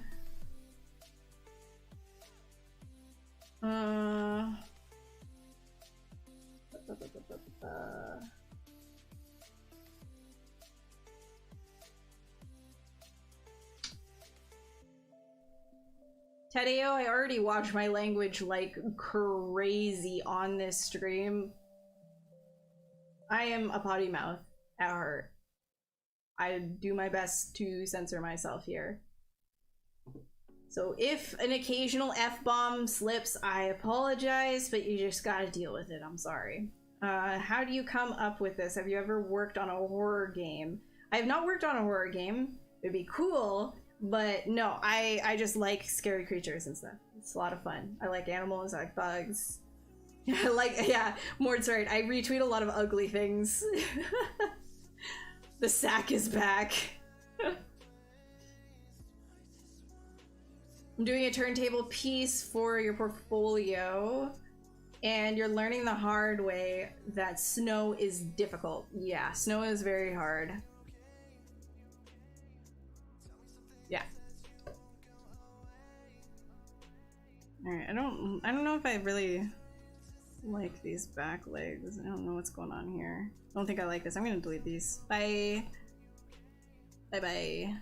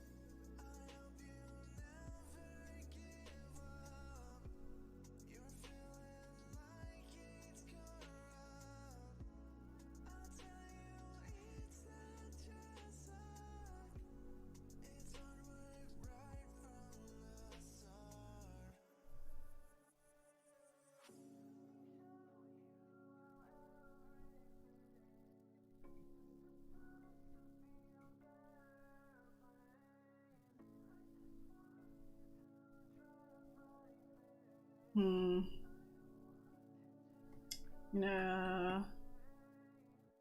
Mask this on.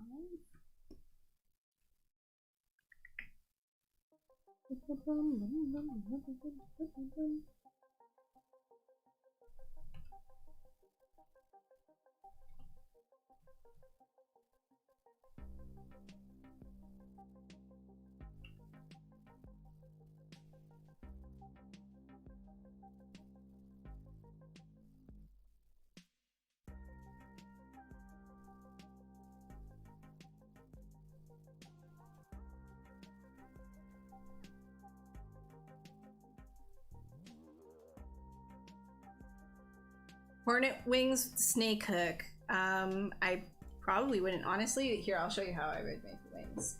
Let's grab a Google image of some hornet wings.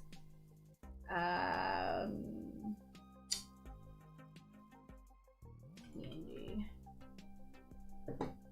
images. There's probably a couple of decent ones. Is this gonna... Yeah, it's gonna debate me.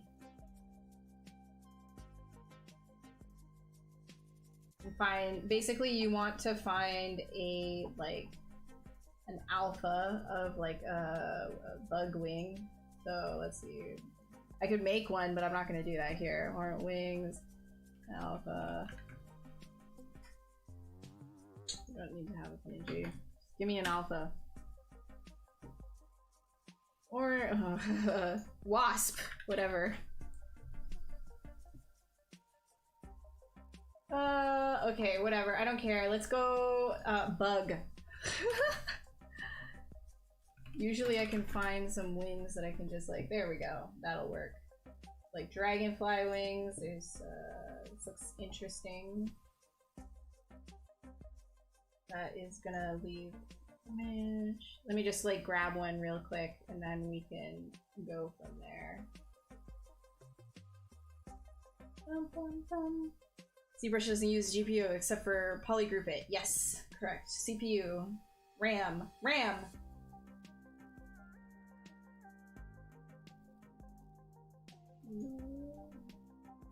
I'm grabbing a alpha. Just gotta actually get one real quick.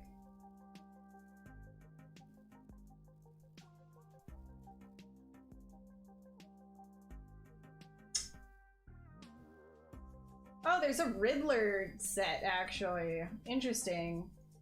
There's a Riddler set for bug wings. I did not know that. That's pretty useful. Because if you grab an alpha, you can make an alpha... you can make the alpha a 3D image, like a 3D thing, which is what I'm trying to, like, just grab something. Wait, did I, like, maybe I saved... This is, like, good content right now. It's A+ content. B-Wing works. Yeah, I'm trying to find, like, something that isn't, like, dirty. I might have saved it. Probably not. No. I can't use anything that I use for, like, my work stuff.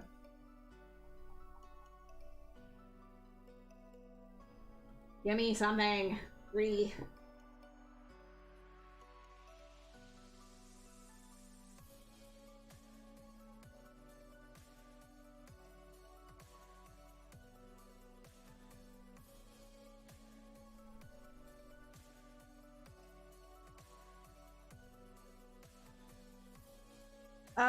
How did I learn anatomy? Any tips? Is it better to break down or just sculpt a whole body? I like to break the body down, personally. The whole body can be intimidating and I don't have a good attention span, so breaking stuff down and doing individual studies works well for me, personally.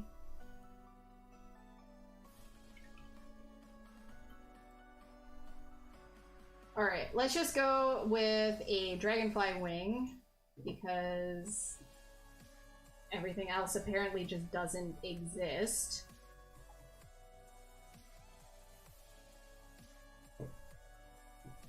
Why is this so hard to get an image? Alright, you know what? You know what? Open. I've never had this problem before, and all of a sudden now Google isn't giving me any results. Okay, I've got something. I will throw it into my desktop.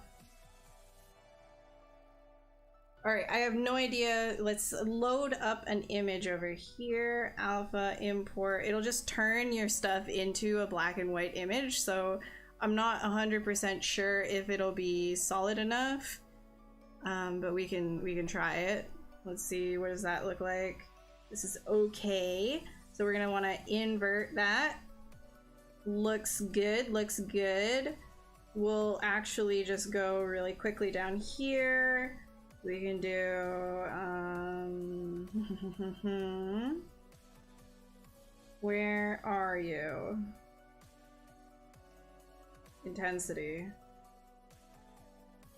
No, we want the contrast to be a little bit higher. Maybe not that high, maybe like 1.2. 1.1. And then we can go to right here. If you take your alpha, then you can say make 3D and it'll make the mesh 3D. So we're gonna put the resolution up quite a bit.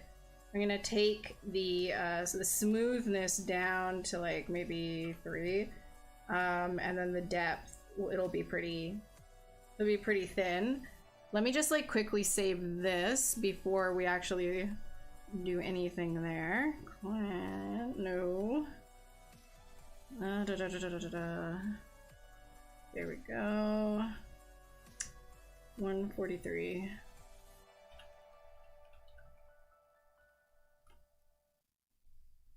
All right, and then we can say make 3D, and here is that. So that didn't turn out too good. So we just want to like play around with this. I'll just try to see what the contrast looks like without that and delete that. Didn't work too good. Alpha. And put this lower. Higher res. Down. There we go. Let's see. Getting there. But it looks like the alpha is not picking up too well down there. Maybe even higher resolution might help. Let me just see. No, does not. Might even have to take the smoothness down, but essentially that's really what I would do, and then I would edit that from there. 0 smoothness? Yeah, it's not picking that up because it's too low. Okay, I'll use the other one that I use for every single stream. So import, I've got a mesh or a dragonfly wing here. Just invert that. So this is what we're dealing with up here, right? And then you can make that a 3D thing. This one is very intense. I probably should have like turned that down before I made it, but yeah, there we go. This is 700. Okay. I'll just make it thinner. Now we have some dragonfly wings. So if you were to append that over here, can.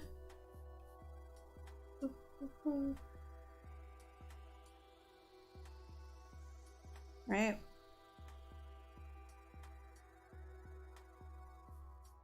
Mirror and weld.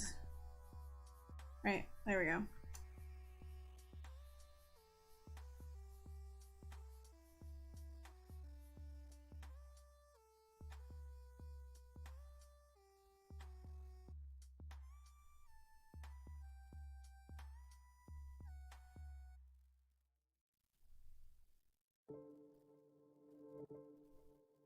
Whoopsies.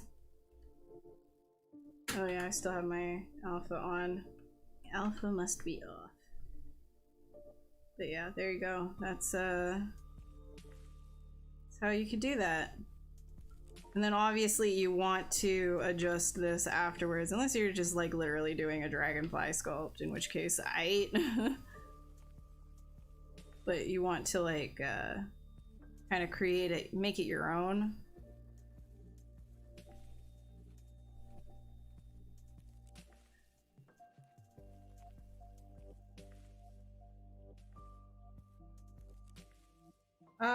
Is there a way to make the camera align to the normal of your cursor or selection? No, but you can focus. I mean, the only thing that I know about focusing is just like, yeah, you can press F to focus on whatever model part like you have selected. Right? But other than that, I don't really know.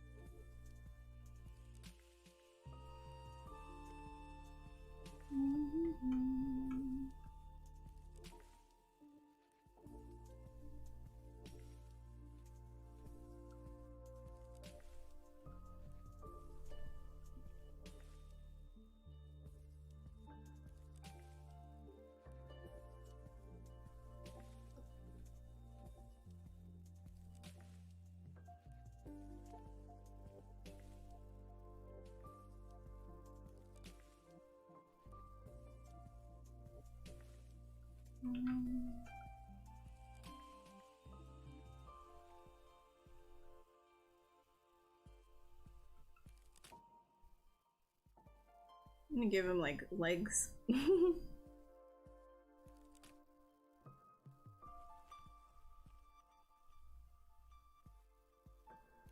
But like not legs that you're expecting.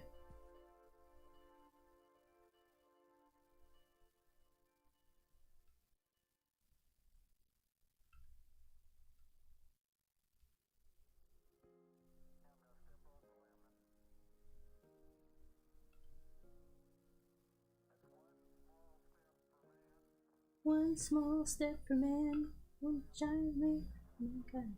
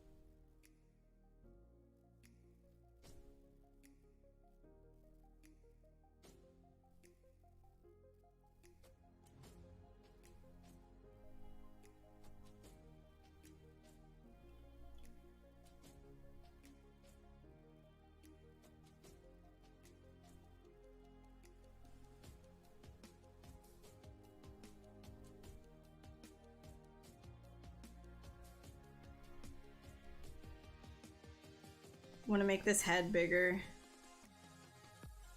Let's grab this part right here. Like right, I think that much. And then we can get rid of that. Unsharpen the mask.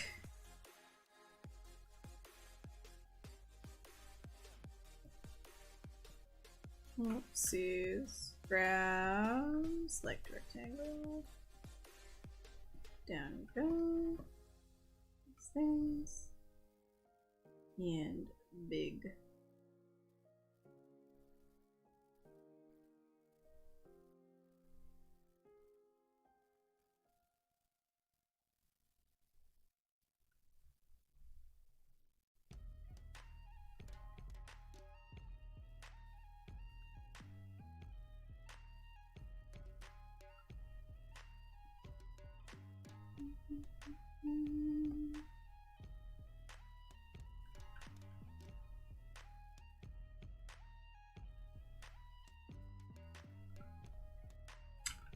Oh my god, select the wing, thank you. This is super annoying.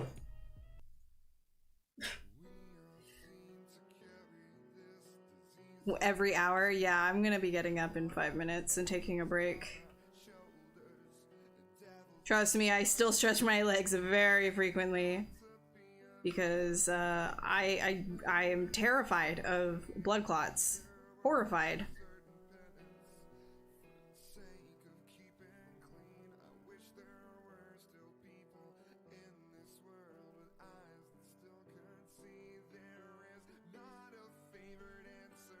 This sucks. This music sucks. Oh my god. Bro, no. Can we not? What is that? What was that? It doesn't suck, it just sucks for me. In your showcase? What is this showcase that you keep saying? Zero Monty Barks? Yeah, he's He's sleeping behind me on the ground. Hard surface sculpting, like android robot type characters. Yeah, for work. I do that for work. It's not really like my go-to thing, but yeah, I do that for work. You're about to apply for your first junior position. Do you think you should put in your work experience in your CV if it's not 3D related? I mean, yeah, I mean, I would put that you have worked somewhere. Even if it's not 3D related, it's still just like, hey, like, you know, you've still done stuff somewhere. It's not like that's like your first job ever, right?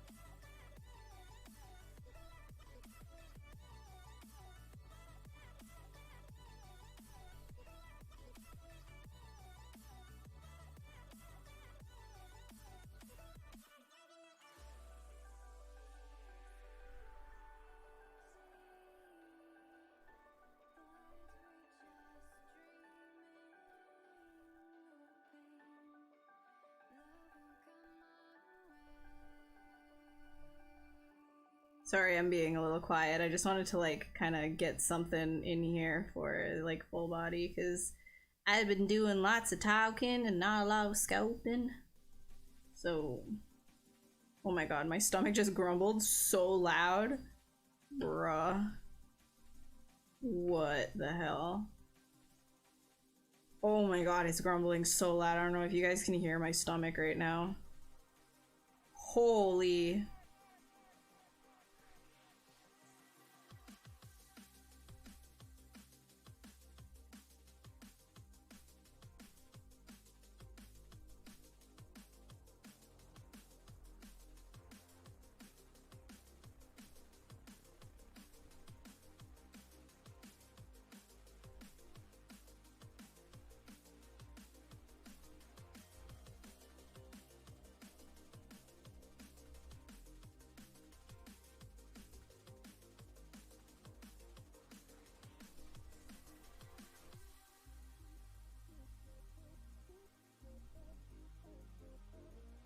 My grandma, yeah.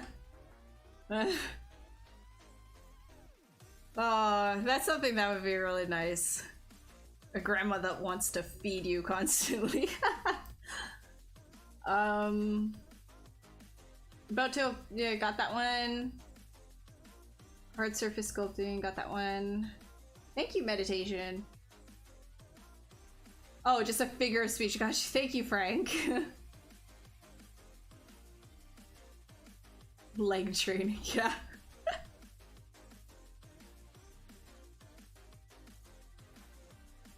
You can't hear anything over the music? The music's really loud?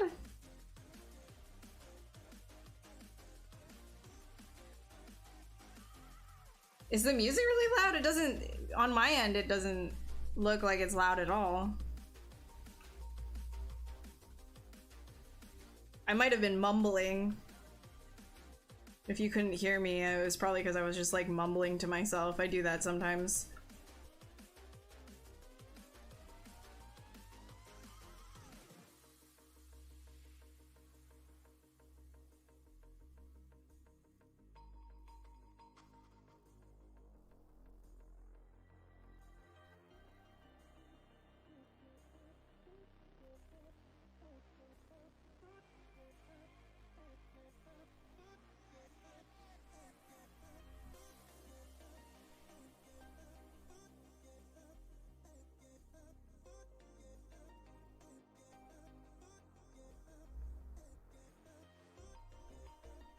Okay, when I come back, I'm gonna like play with like the overall proportions for this thing, because I am not happy.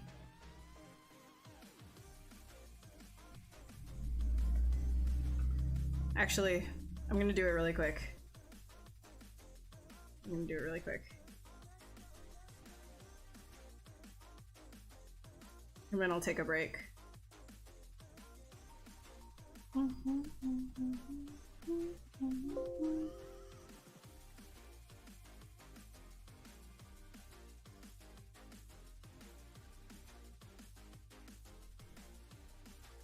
I mean, this does not look like a realistic bug, like by any means.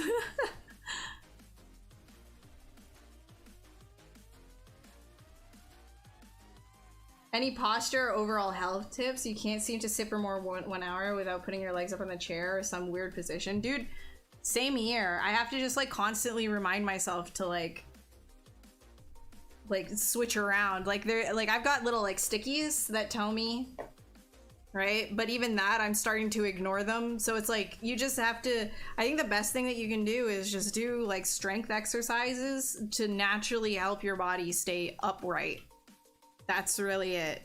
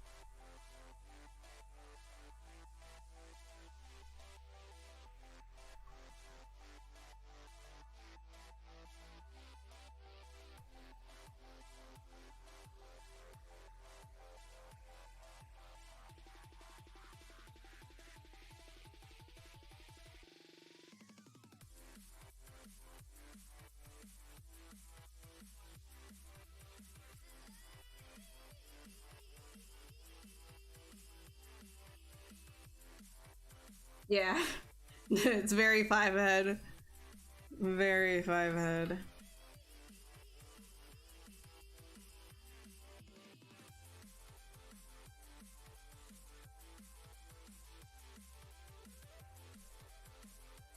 Like there's a lot of times that I have to like stop, like on stream it's easier because I'm like constantly aware that people are here, so I'm like constantly like aware of like my posture.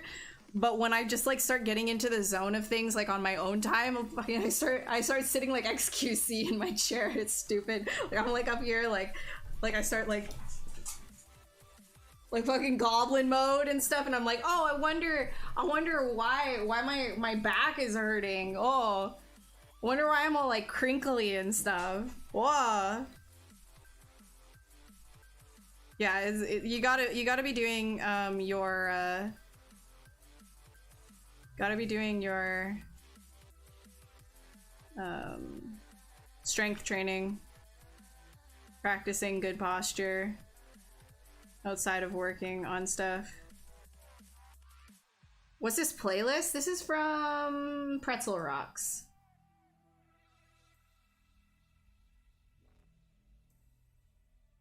Yeah, this is Pretzel Rocks. This is drum and bass.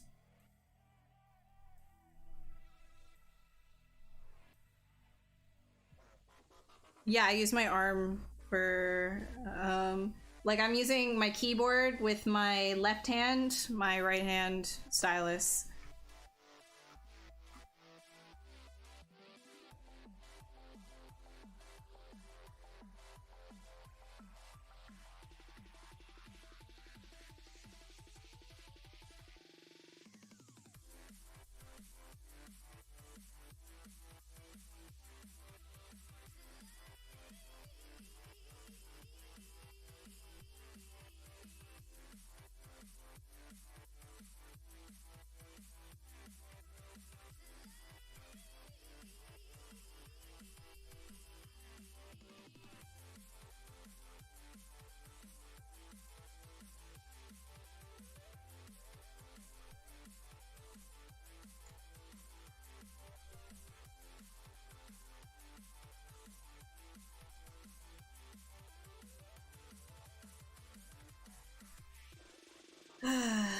Keep saying I'm gonna go and take a break, and I will. I just really want to fix this. It's not looking good in my opinion.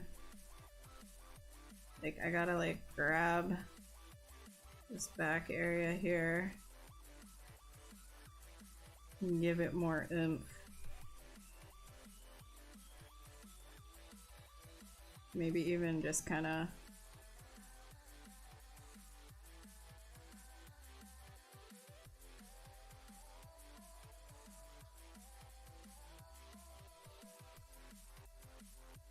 yeah, and then I gotta like bring these legs down too. These ones.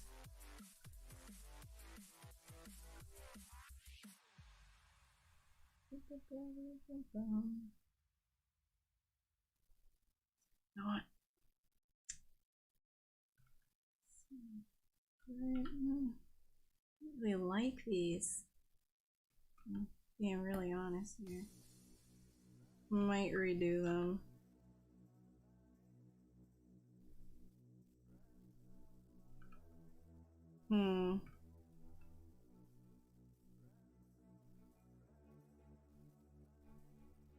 Sometimes if I like really don't like something that I was like working on, I'll just try a whole bunch of like pretty intense like gestures with it just to see if I can get something interesting before completely demolishing it.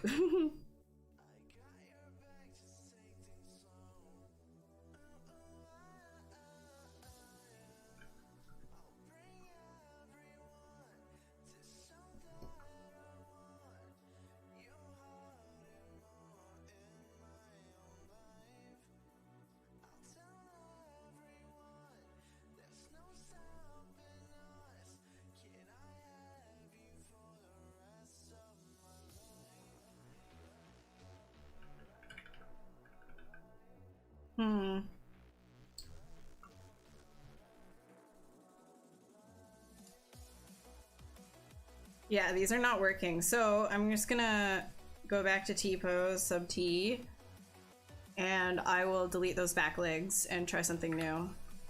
Because these are bad.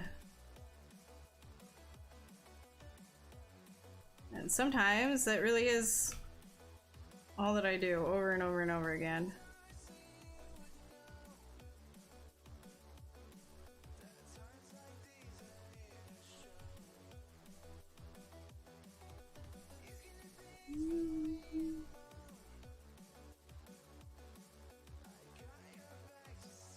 Okay, I'm gonna save real quick and then I'm gonna go and take a break.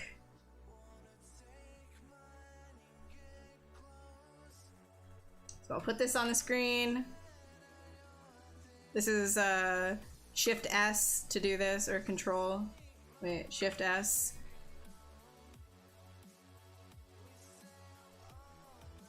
Okay. Yeah, I use my 1 through 0 keys on my keyboard to switch my brushes. Alright, let me give you a BRB up here. And I will be back to do more to whatever this is. Thinking I kind of am getting a better idea of what I want to do with it. So how do I get the skull in the top right rather than the low poly ed? You can cycle through them in cam view. You can say next until you get to the skull. Hey New York, yeah, it seems like it's kind of mantis-like. Alright, okay, I'll be right back and then we'll finish up. So give me like 2 to 5 minutes and I'll be back, okay? Get up, stretch your legs, get some water, hydrate, don't get blood clots, you know, the whole deal, and I'll be right back. Okay?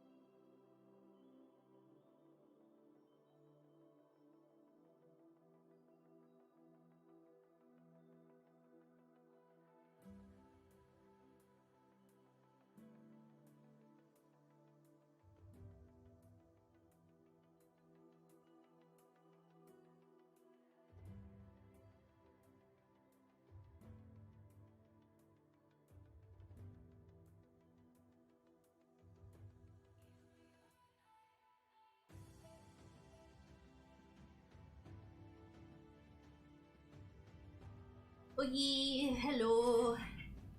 Come, Bubba. Come. It's time to say hi to Scream. Woo! Moose. Woo!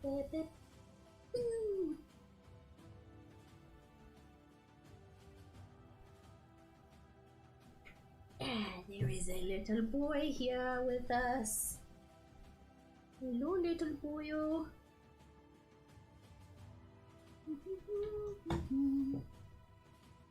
Hello, little boyo. The highlight work when you open up ZBrush. Oh, nice. Yeah.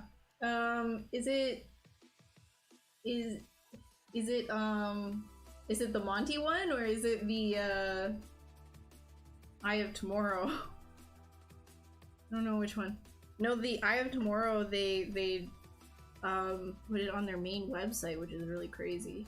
Hold on, let me get rid of this BRB. Hello, Bar! You always come in right when Monty shows up. Unless you're there the whole time. It's a monster, yeah. Yeah, he's a monster, but he's the best boy. How can you...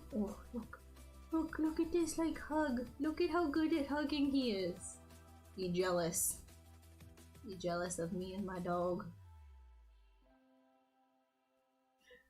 Oh.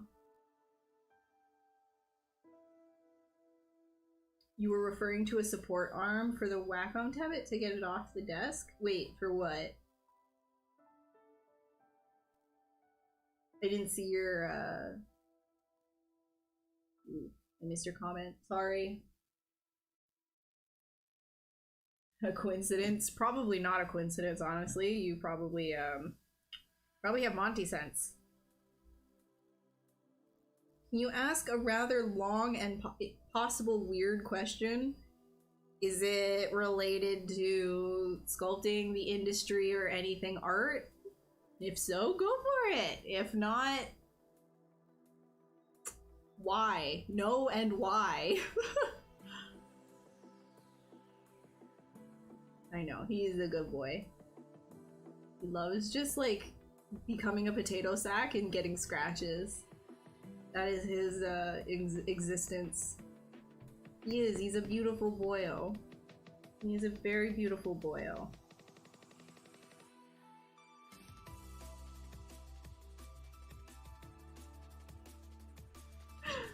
He's also a potato sack, though.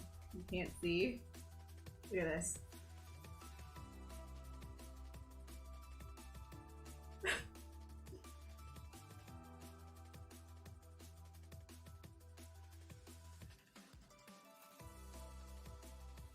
Absolute potato sack.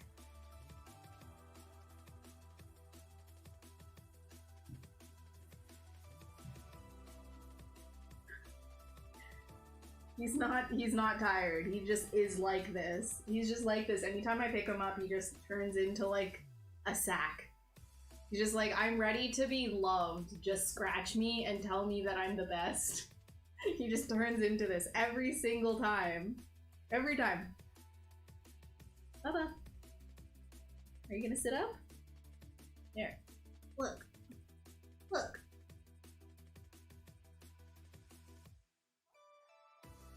There. Wait.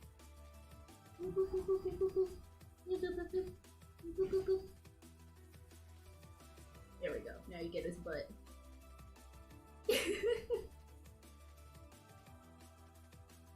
He's like a really long, squirmy worm.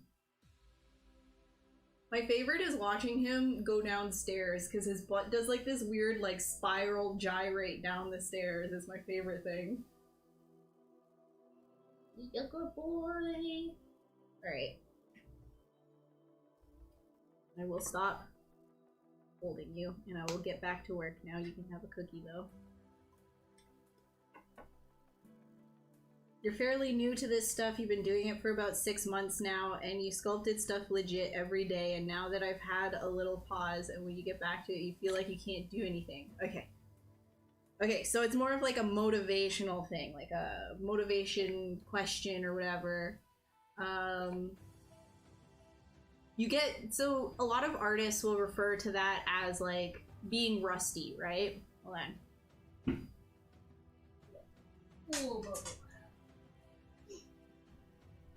So it's like, it's totally normal to get rusty.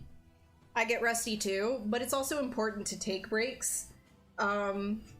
It just means, like, you know, if you're really rusty, you just need to get back into it. It feels like, you know, you can't do anything. Pick something really small and finish that one small thing, right? Like, don't do like an entire sculpt or anything like that.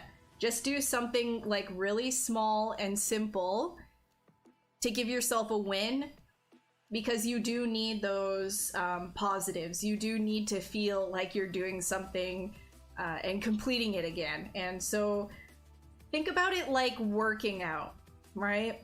Let's say you were working out, you were going to the gym hard, and you could do like, you could do a whole hour at the gym and not even feel tired. You could like do like, I don't know, 50 dumbbell curls. You were like a boss, and then the pandemic hits and you no longer get to go to the gym, and so you have to take a little break from it.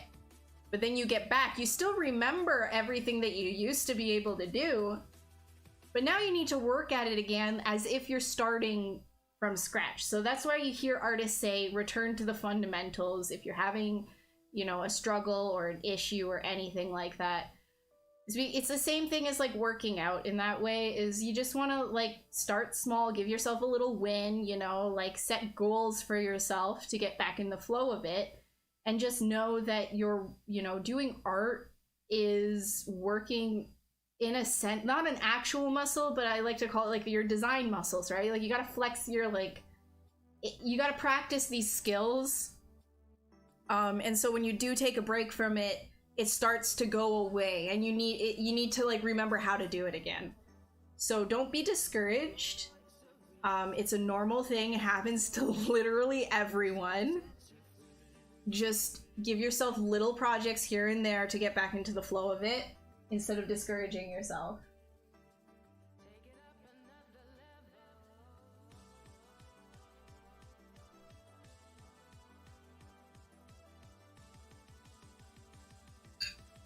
Man, before the pandemic I was going for at least an hour at the gym almost every day.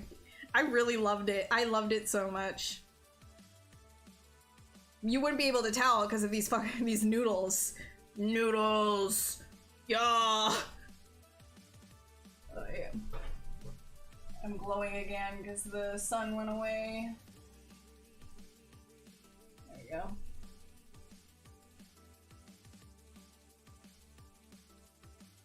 Team only one abdominal. Oh man.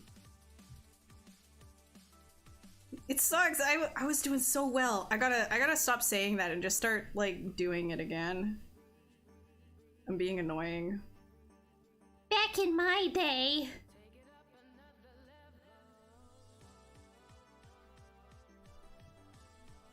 Alright, I think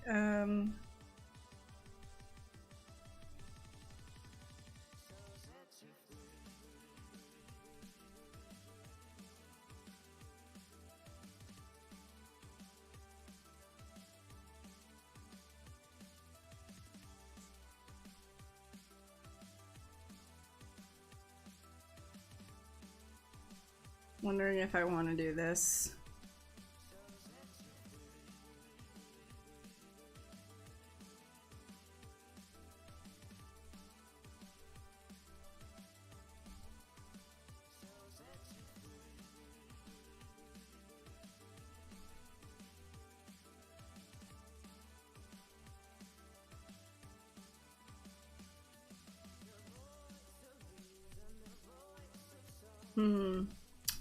Duplicate that.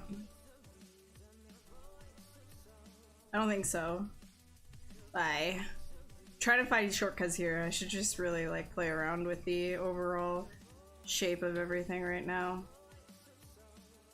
like this right here. There we go.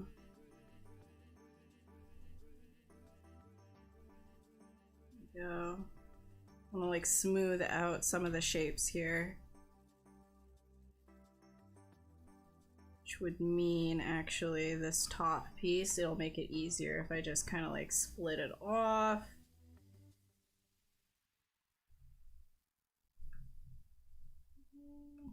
Okay, let me. 8, 8, 8.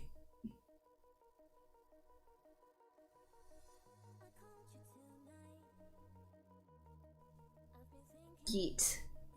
Lower.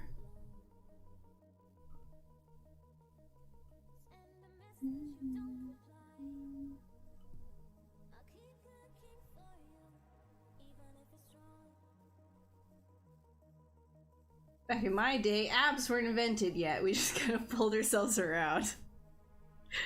Well, you're a panda, right? So you just roll around anyways.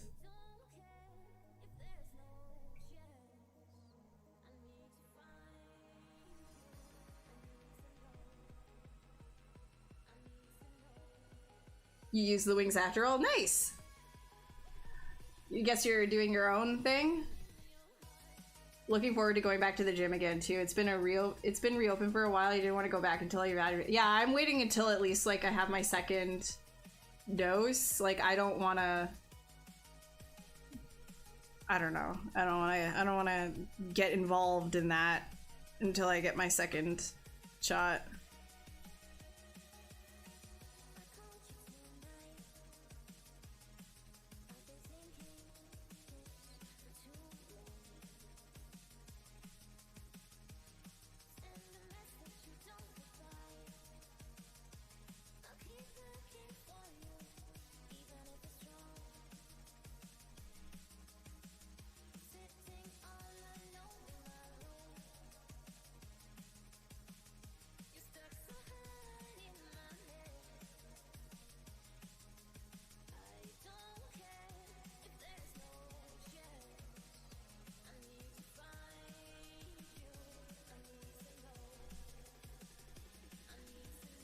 Whoops.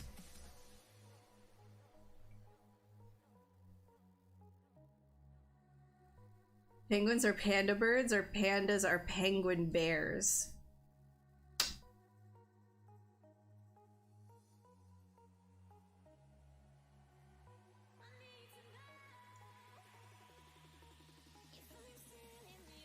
Brain no worky.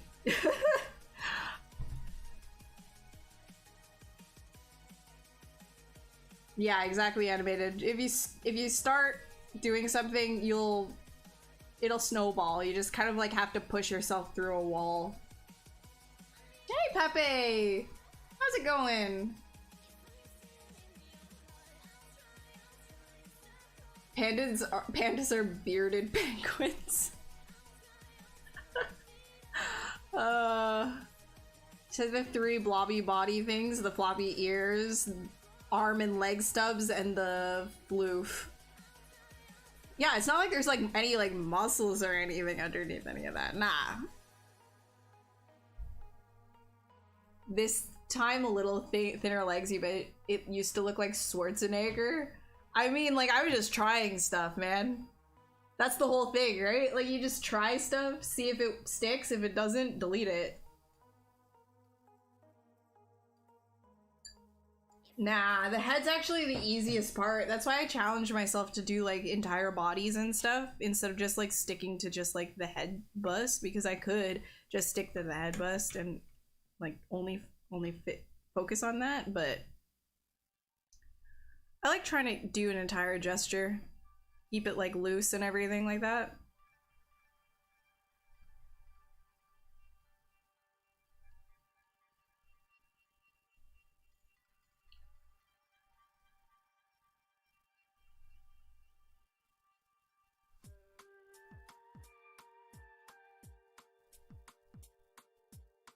Speaking of, I kind of want to make that top part a little different.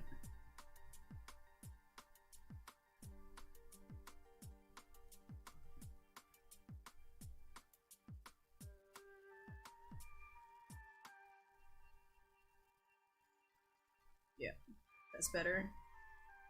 Form-wise, anyways, it's better. And that can go in here. Seat it in there.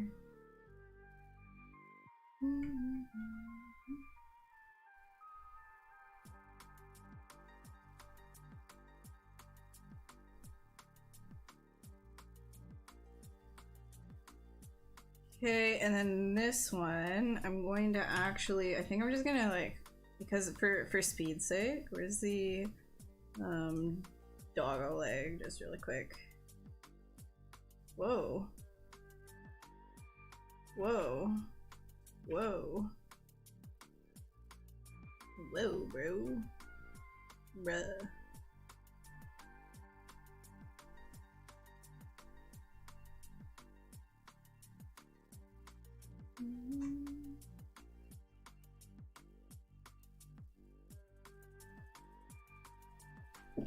Oh, excuse me. Yeah, Snake Hook. Snake Hook's your friend. I would recommend you use Snake Hook, yes. No, oops, nope, delete that.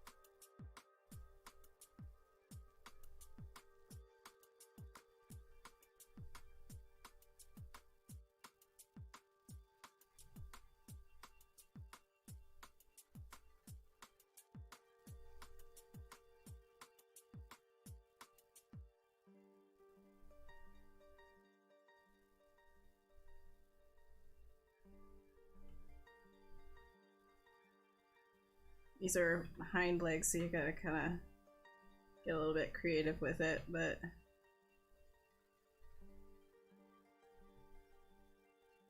overall, not too bad. It can be multi-jointed because bug.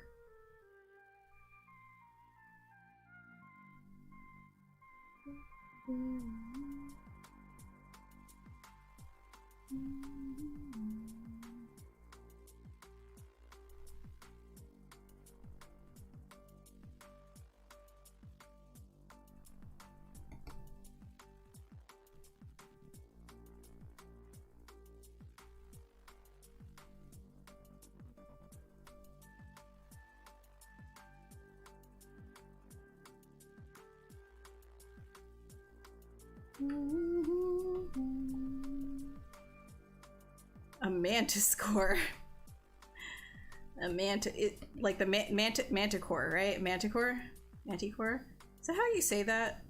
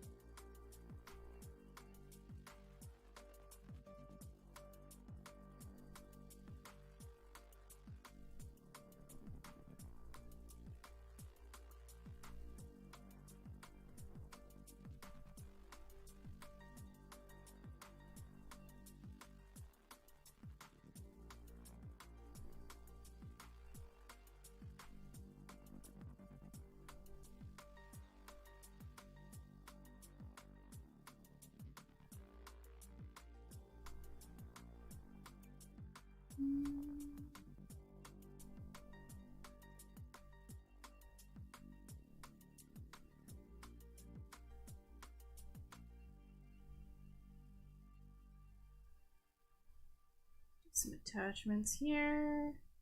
More like mass there. Maybe coming out right here.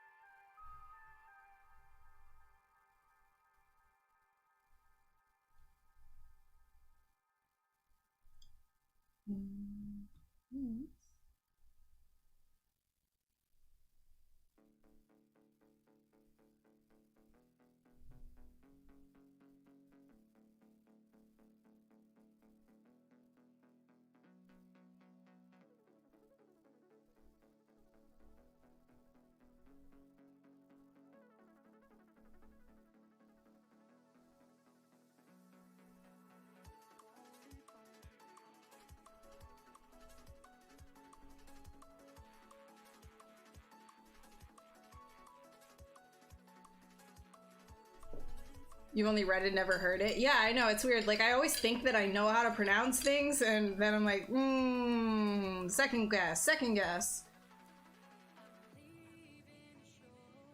What resolution of Dynamesh am I using? I don't know. Like, random resolutions, whatever works with your document size, like however big your model is within your ZBrush scene. It's kind of arbitrary. You know, just adjust Dynamesh, see if it looks good. If not, undo, adjust your resolution accordingly. There's no, you don't need to like worry about that. The Metroid hype? Ooh, nice. No, Lizard, the wings are literally just an alpha made 3D. That's it. I didn't really do too much to them either. I'll do a little bit of this just to give it some oomph for this particular case, but they're just dragonfly wings. Very, very easy, like, make it in 3D.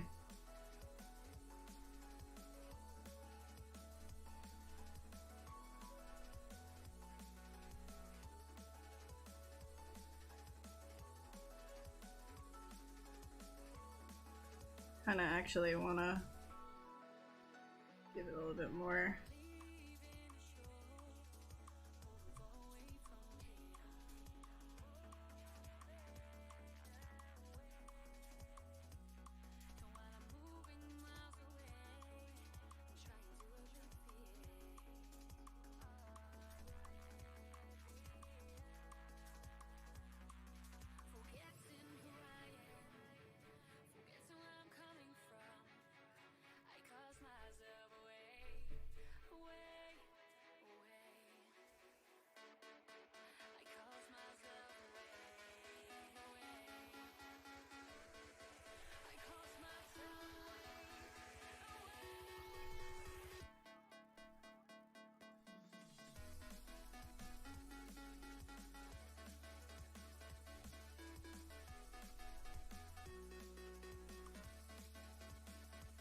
I thought I split that off. Did I not? I didn't split it. No, I just thought I did. God, I'm annoying. Alright.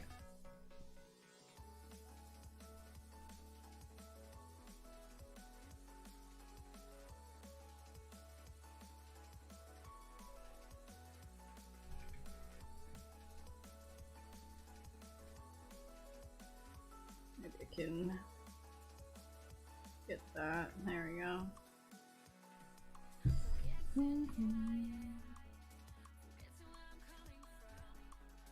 There.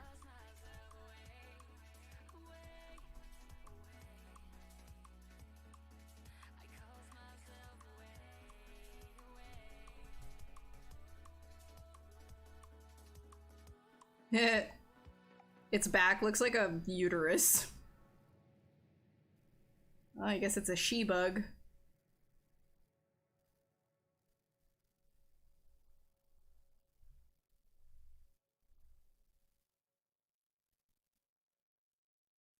Unintentional uterus bug.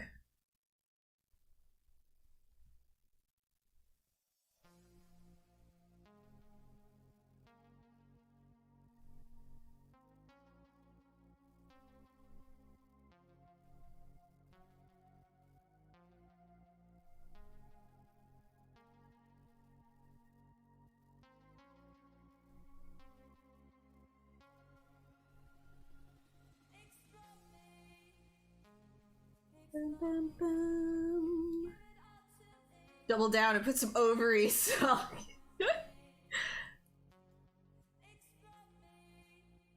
Will I do a poly paint texture in it? Probably not. Probably not. But how you doing, Joey? Hi, Kiwi. And also, hi, Angeles. Hello. Hello. Make him flap the wings. Make him flap them wings. Hold on, these are...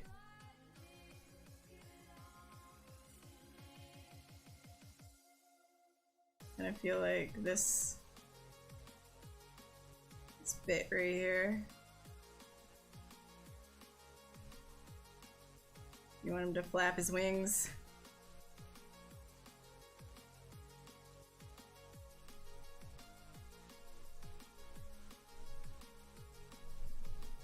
It would have to be like, ah!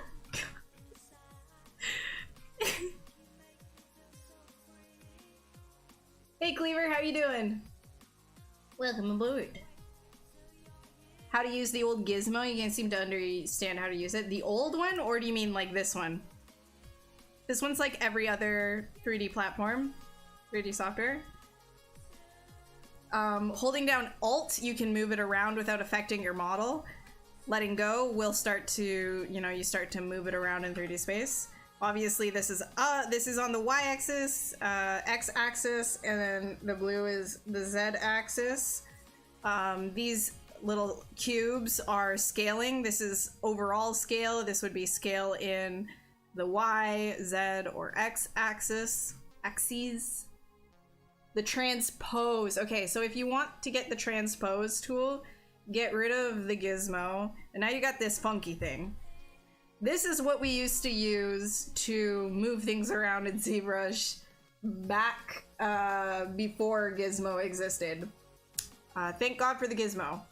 But essentially, what you want to do is, let's say you wanted to move one thing in particular, you could literally just drag this out, and then the middle, right? Take the middle and move it. This is, the end part is for translation purposes, and this is just the very beginning of the transpose is just to move it around like a protractor.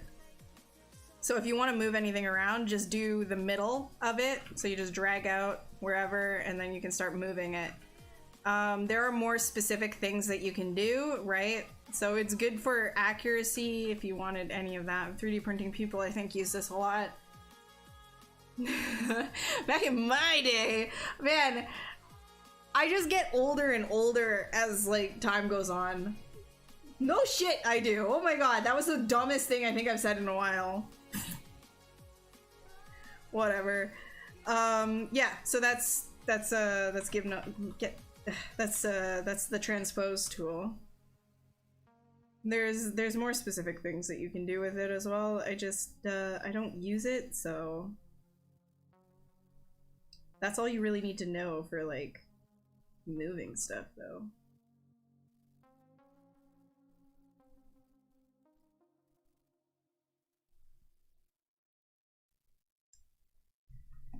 Lucky.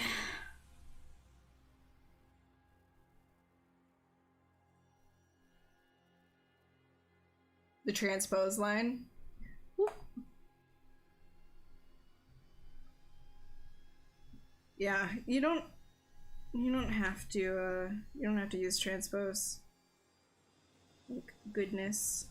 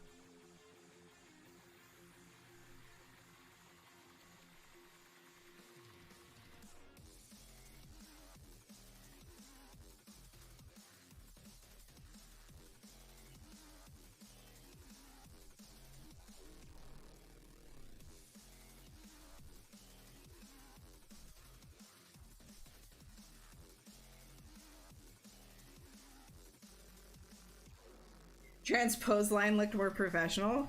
No, it just makes you look more like a wizard if you're using it.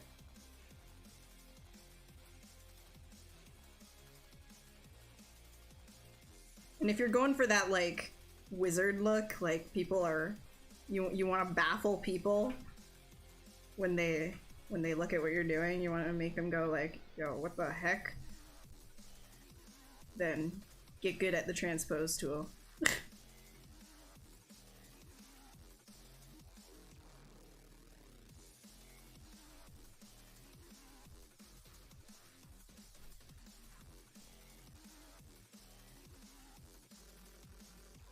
For the bumps on a hornet? I mean like the spikes?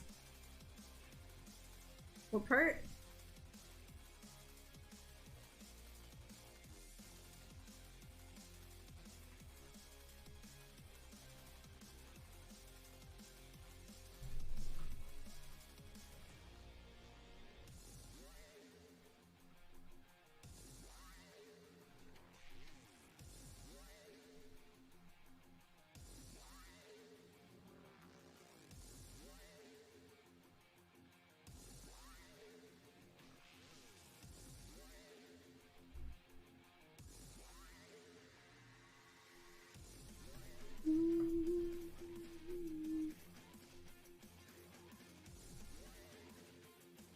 The spikes. I usually do spike. Well, it depends. Like if there's a lot of like similar looking spikes, you could create a VDM for it, or you could even just like use one of the VDMs from.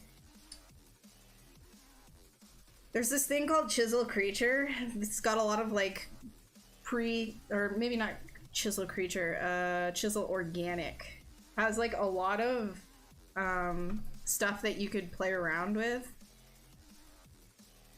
or you could just make an IMM for it or something. There's like, you know, like a little beak thingy here you could do, right? Do a bunch of spikes like that. That sort of a thing. Look at who it is. How are you doing, Mike? It's been a while. How you doing? How's it going?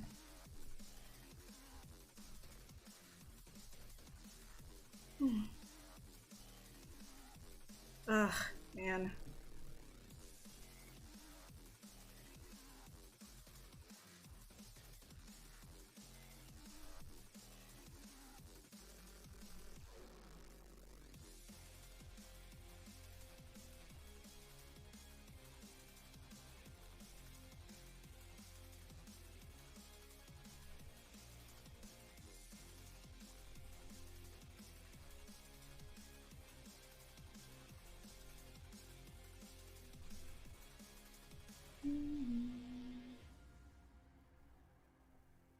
I'm gonna push that out more.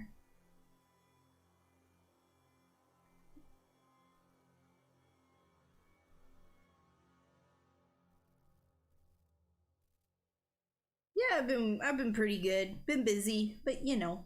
You do you still stream?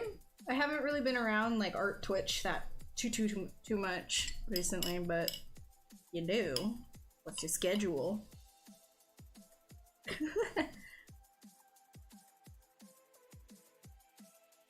Minecraft, I appreciate you asking, but I really am not gonna have time for like requests or anything like that.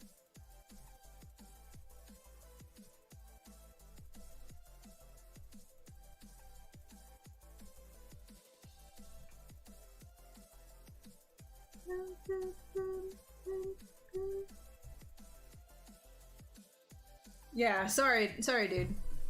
I just like my schedule is completely crammed with client work.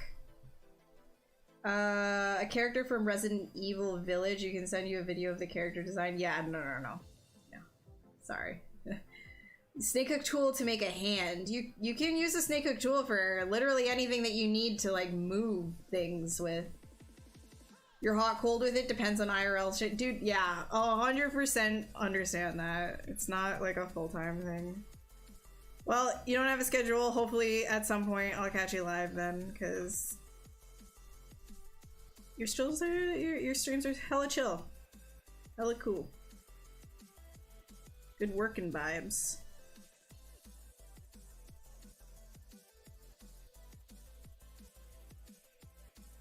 How do you land clients when you're starting out? Dude, okay, so landing clients when you first start out is not my expertise. I know that sounds crazy because I'm a full-time freelance artist, but all my clients came, most of my clients came from people who I know and word of mouth.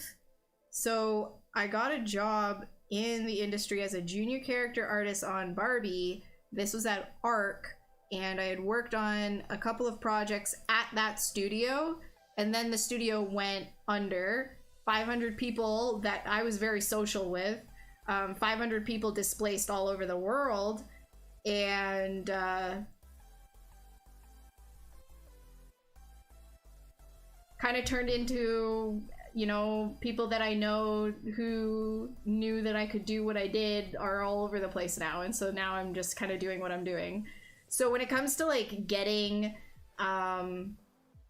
you know, when it comes to getting freelance work right off the bat, I'm not exactly like an expert in helping people out with that. It's not like you can just find a board and you'll be good to go, right?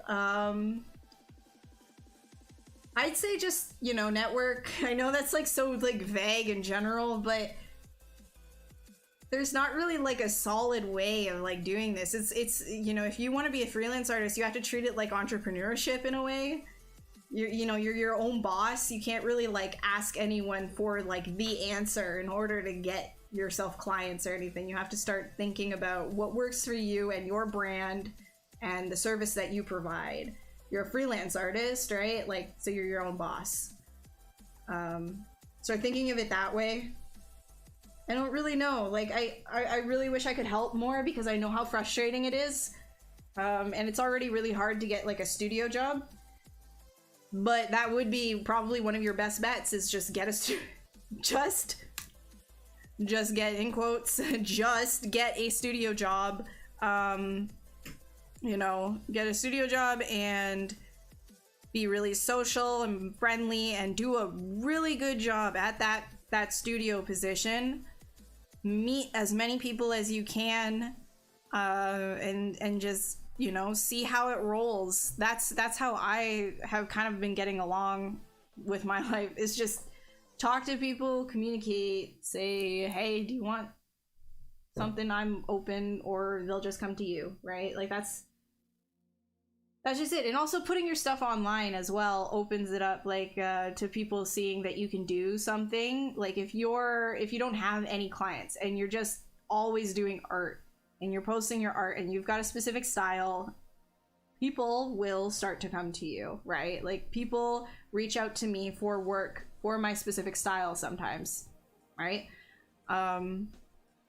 So that's literally like, you know, something that you could think about, how you can work on that. But I don't have an exact answer for you of like, where can I go to get my first like clientele or whatever.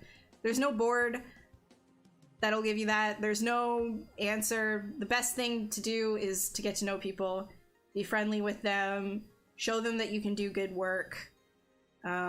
Because when you're a freelance artist, the trust level is a lot higher. When a company hires a freelance artist, they're really reaching, because they can't micromanage you the same way that they can with somebody who they're gonna have in-house. They don't have the same kind of safety nets, you know?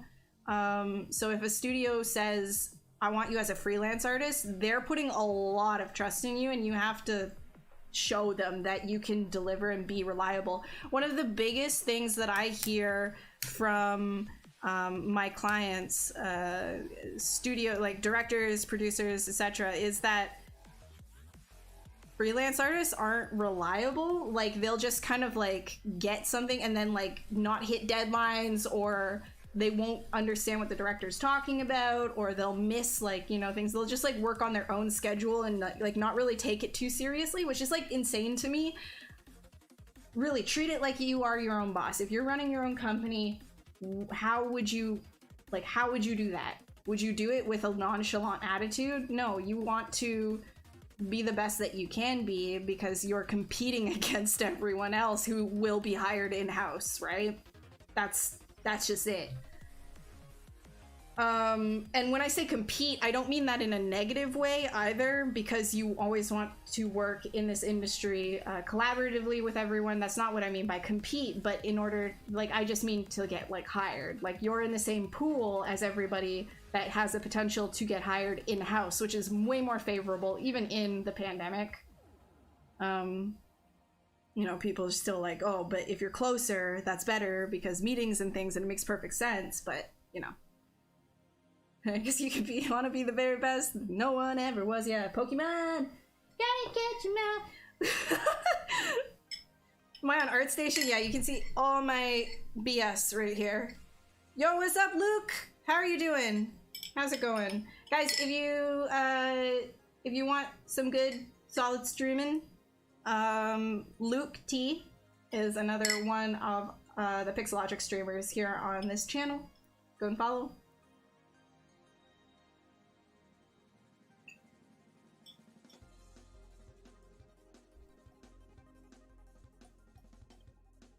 Posting your work on Insta and Reddit and Facebook, and people seem to ask if I do commissions, and you do and get some work. So yeah, exactly. That's a very good starting point, right? Like, commissions aren't sustainable for your livelihood. Like, you can't really, unless you have like a Patreon or something, you can't be doing like $200, $100, $50 commissions. Unless you do like literally 2-minute doodles and get that much for like $50. You can't do that and actually make a living from that. You know, commission work is not sustainable. So it's a good starting point, I'd say. But that's definitely like, you know, if people want your product, that's good. Now just keep improving it, right? Past that, just keep going, keep going.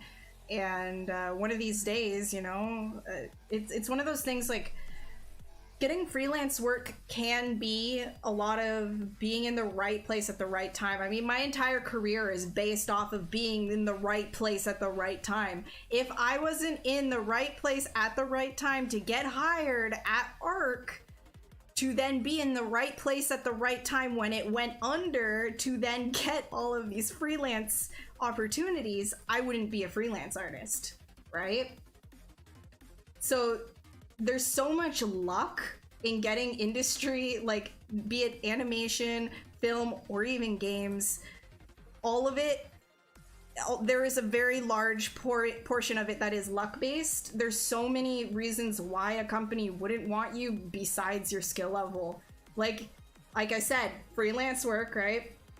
Companies are very, like, they'll have somebody positioned for an in-house position, like, you know, they'll interview somebody for an in-house position, and then for the exact same position they'll consider somebody freelance. Now you have to really sell them on what you can do, and if they hire you instead of that in-house position person, you have to really prove that you're worth their trust, because they can't manage you the same way.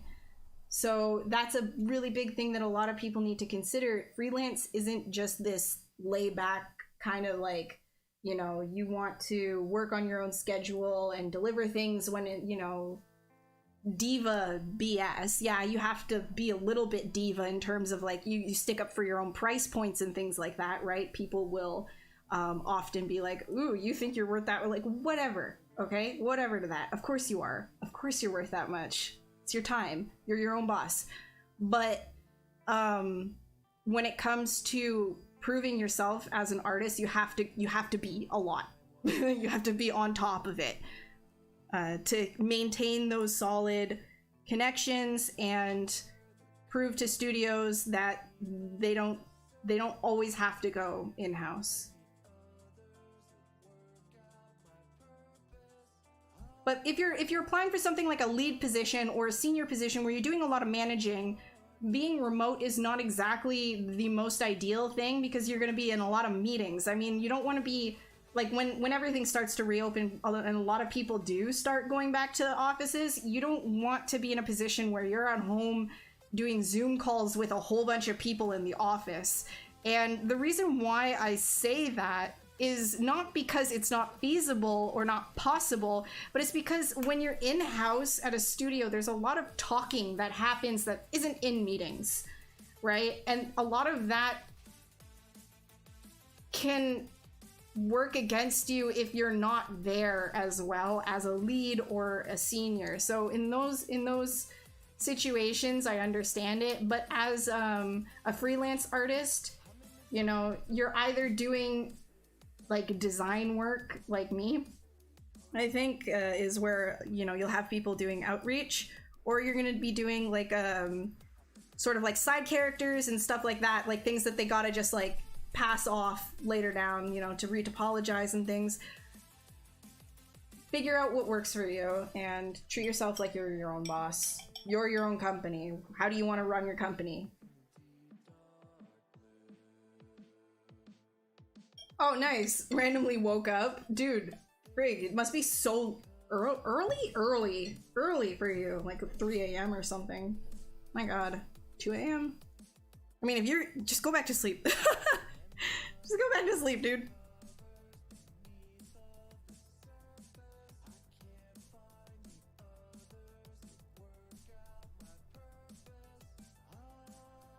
Alright, I'm gonna... this. Whoa! Okay, you want to know how to fix this Swiss cheese? You want to know how to fix this? I always Swiss cheese. Swiss cheese on stream, baby. So, undo that if it's Swiss cheeses, and then go down to geometry and fix mesh. So essentially what you're doing is getting rid of anything non-manifold that happened. Now you can dynamesh again in peace, because you just fixed your BS that you were doing beforehand.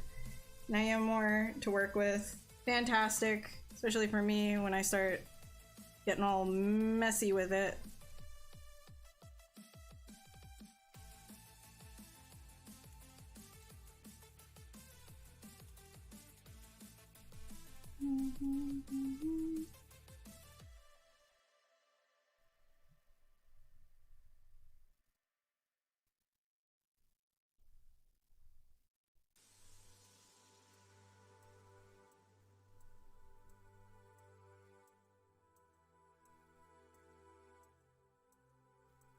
See here, this is an example of like the I need to keep mirroring and welding when you're being this messy. Sometimes don't play too nice.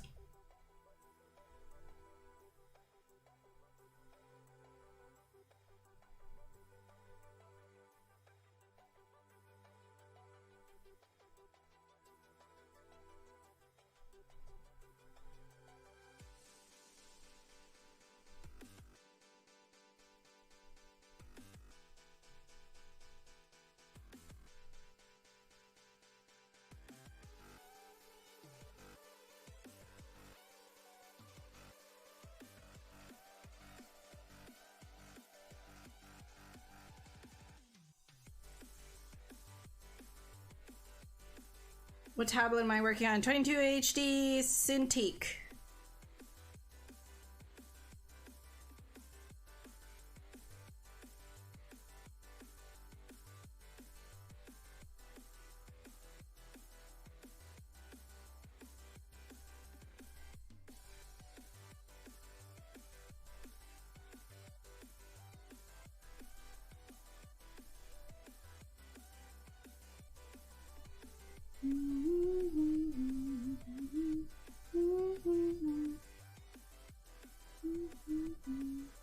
Alright, we have an hour left. I'll actually like stop just sitting here and talking.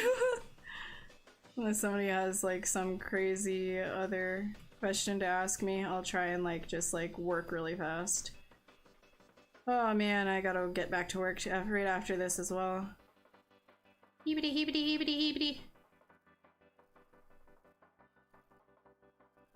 What advice would you give to create creatures? My biggest one is to find something that you have fun with. My second biggest would be don't focus so much on like, I mean, anatomy is important, but don't focus so much on getting the anatomy super correct that you lose the shape of everything that you're doing. Like, you don't want to like lose the overall design, because like, you know, if you literally just kind of focus on only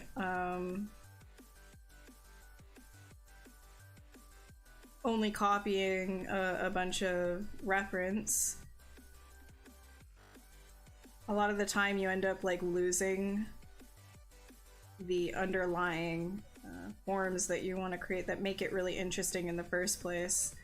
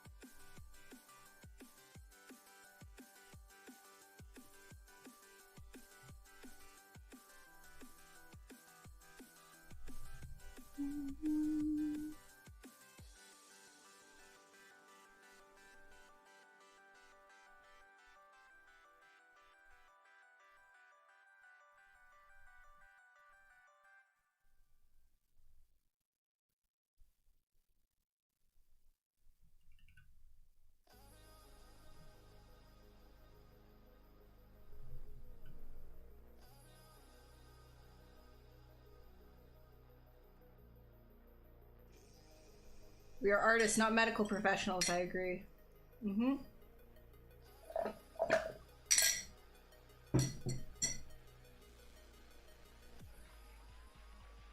Yeah, I mean, but don't get so hung up on it making sense that you forget to have fun with it and think about the overall design, the overall idea of it. You can always make it work after you get everything down.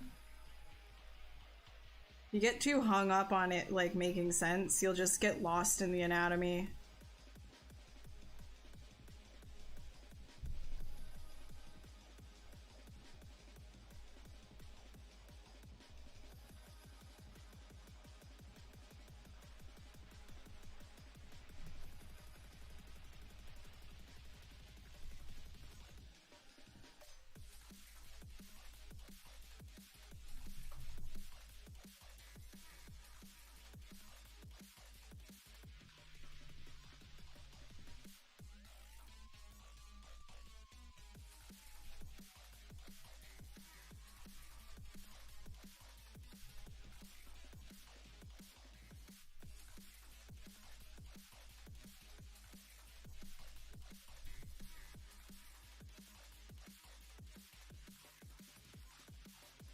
Don't get lost in the sauce. I mean, getting lost in the sauce is fine,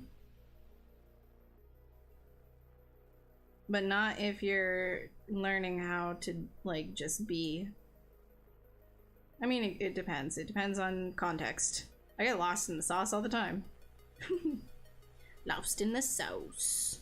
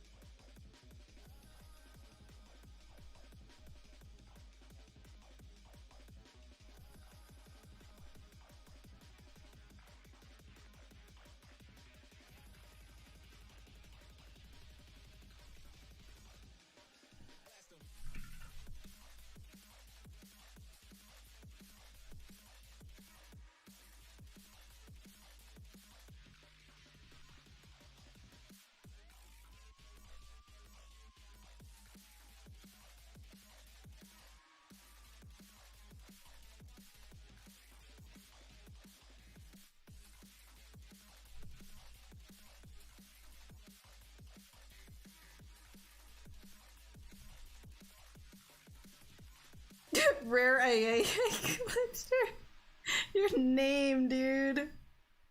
What the hell? Twitch is amazing. What the frig? Beautiful.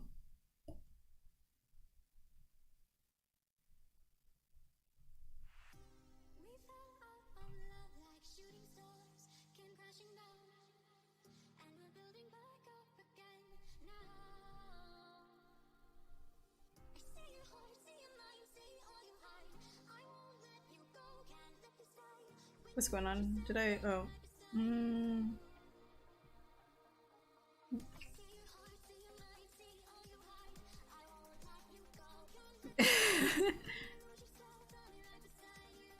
What's going on? What is this? What's going on? Okay.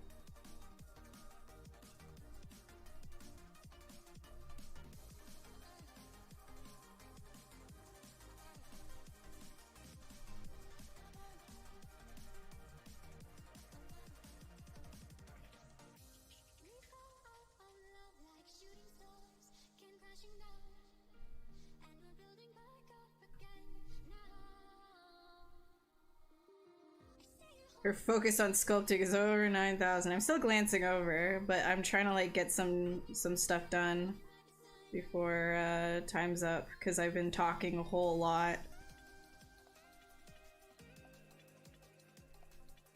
If I wasn't streaming, I'd already be done this sculpt. This sketch rather.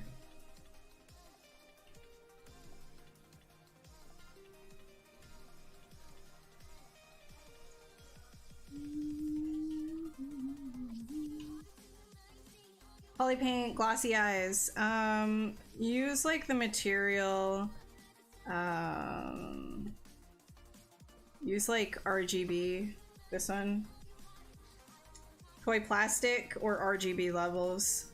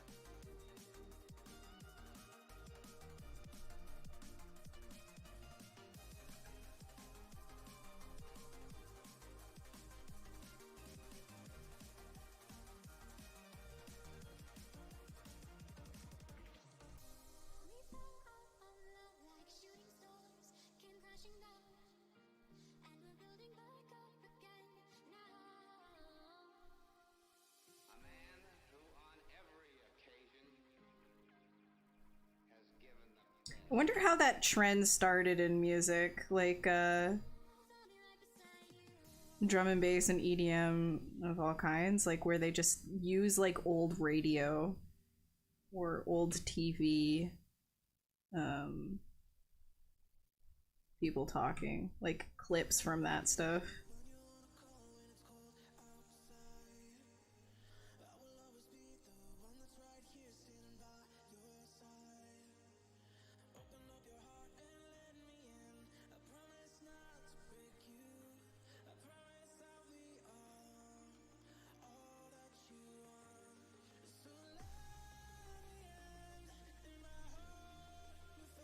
Lo-fi, yeah.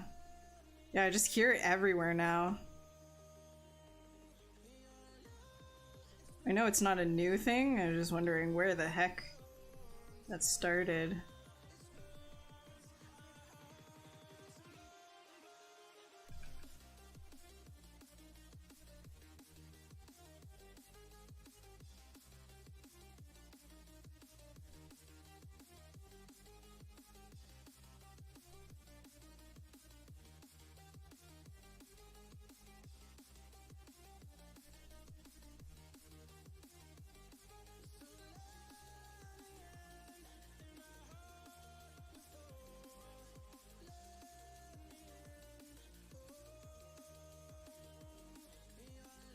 I think I'm gonna have to turn these guys because they're looking a little too...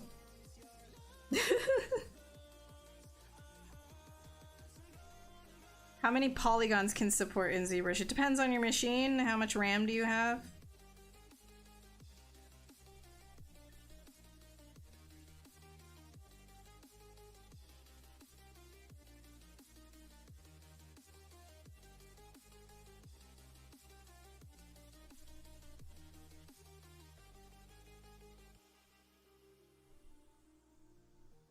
Mine can support quite a bit, and I have 64 gigs.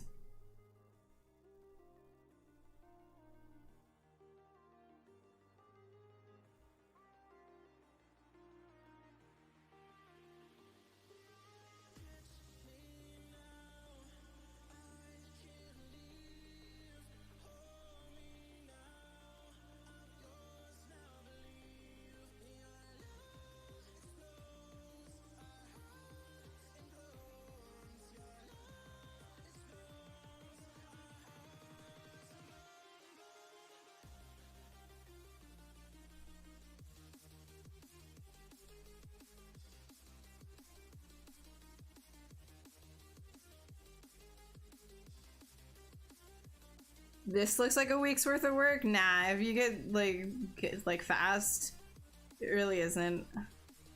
Like, or if you just get fast, what am I saying? If you just kind of like let yourself be loose, it's pretty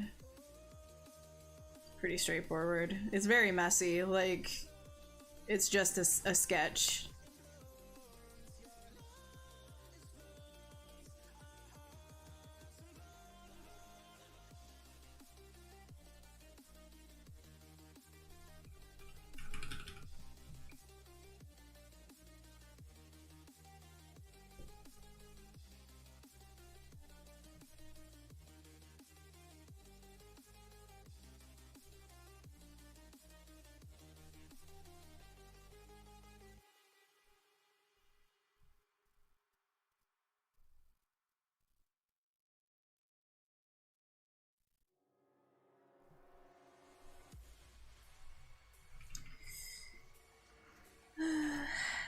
Do that first.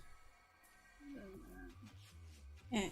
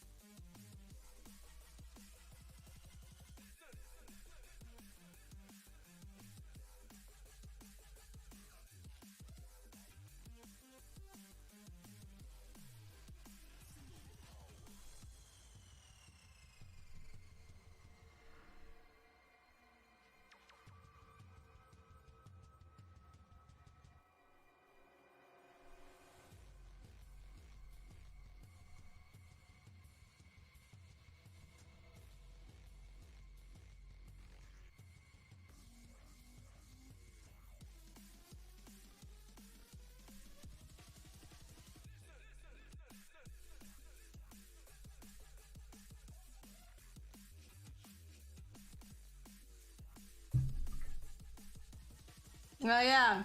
It's not a holiday for me though, because I don't have any clients within Montreal. Not a holiday for me. Sucks for me. If you're no, Tom, I didn't mean it that way. I mean, like, if you stay loose, it becomes easier. Like, if you're not hyper focused on any particular detail.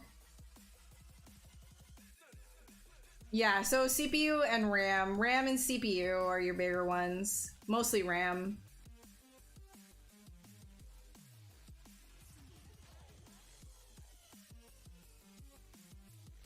I usually personally don't go crazy, but I mean, I was fine at 80 million.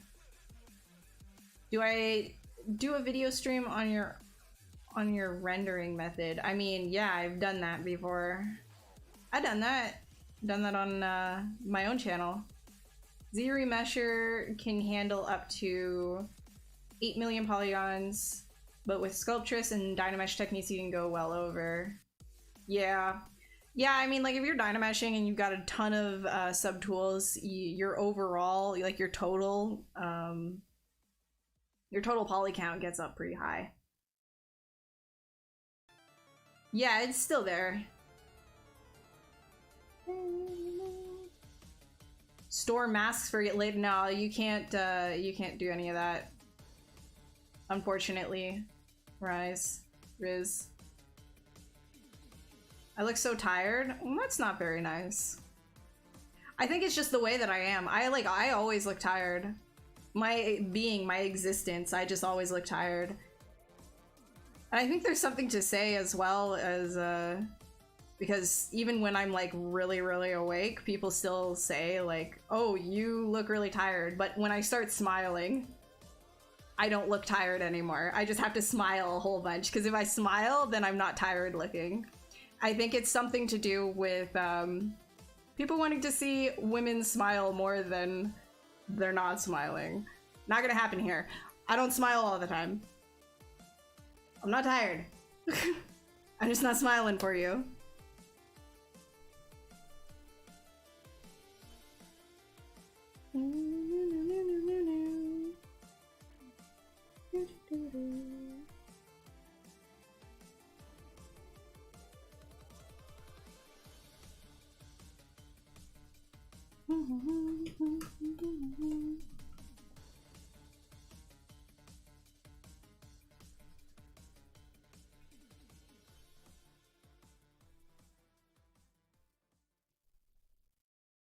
Well, that was a very abrupt end to that song.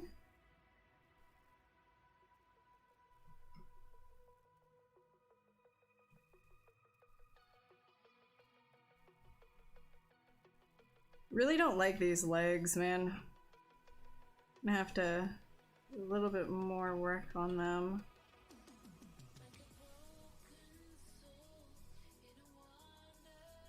Don't like what's going on here. Let me quickly... I'm not gonna do that.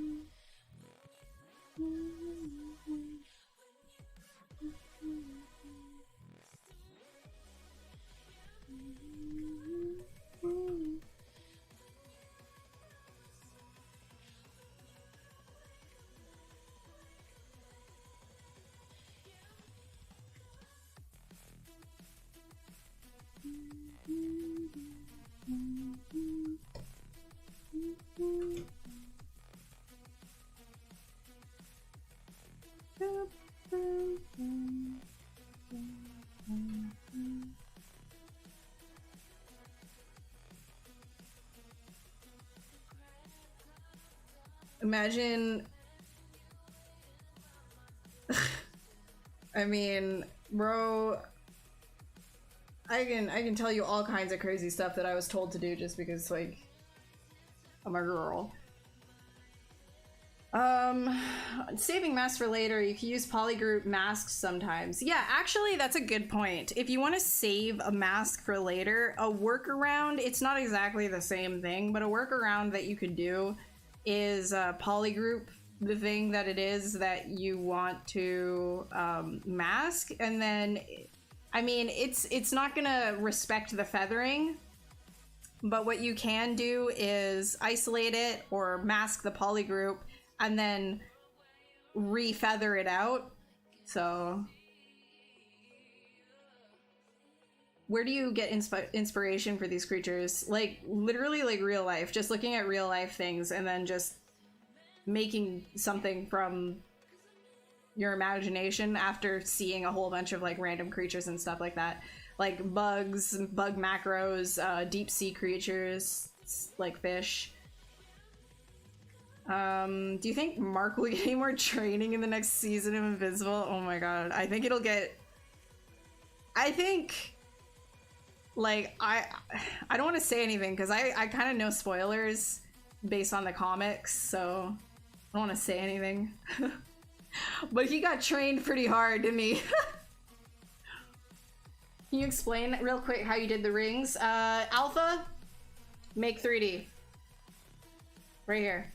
Alpha, make 3D. Can I use your work for ArtStation for non-profit wallpapers, personal use? Yeah, if you want to use my artwork for, like, a phone wallpaper or whatever, you're not making profit off of it, I don't care. Go for it. That's cool with me. First class training. First class, economy, business, and everything in between. Like sleeper class as well. It all hit him, man. He got all the classes of training.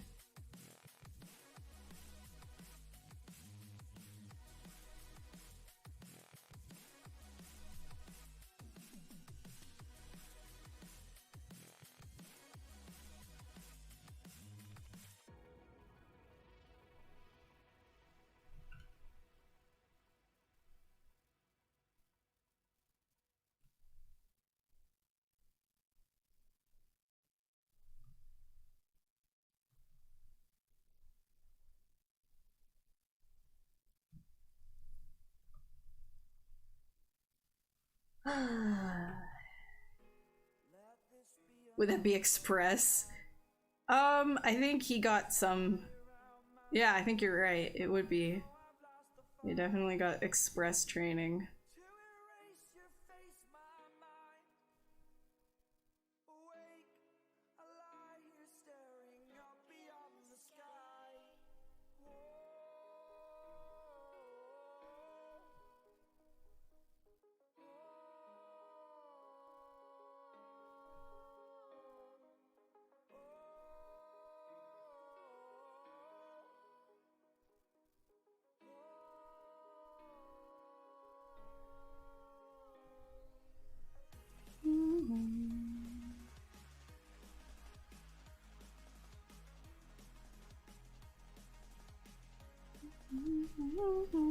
Is Monty sleeping?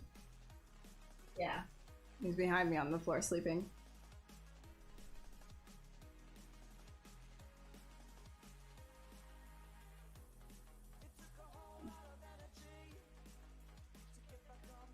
Like, I'll tell you exactly why I don't like being asked how old I am. It's because people it's one of two things. It's always one of two things. It's either I'm going to judge your skill level based on how old you are, you know, or, you know, relate somehow to yourself, like compare yourself in terms of age and how far along you are in your life, which I think is stupid because everybody has different cards handed to them. Like, the only thing that that's gonna do is either, one, falsely boost your confidence, like, I'm younger than this person and I'm already doing pretty good, I've got years to go, like, or, you know, because, like, that falsely saying that, because you could literally, it depends on your situation, you could be better and younger or worse and younger, or better and older, or worse and older. It doesn't really matter. It just depends on your situation. So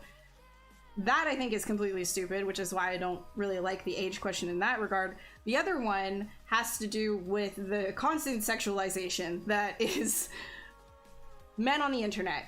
Yeah? And I don't like that. I don't like that. So this is like, oh, how old are you or whatever. Like, either of those two things I think are stupid. Dumb.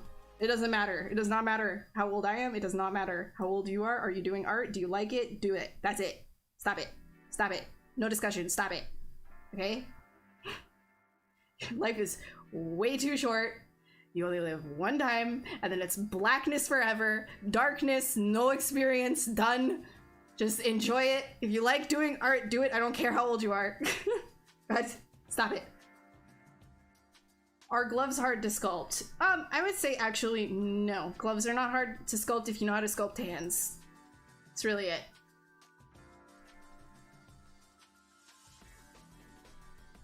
He is a good boy, yeah. Monty's a very good boy. He's just chilling behind me. He knows not to, well, for now anyways, until he gets dumb again, but he knows today not to sit right underneath my chair, but typically that's where he is just directly underneath my wheels.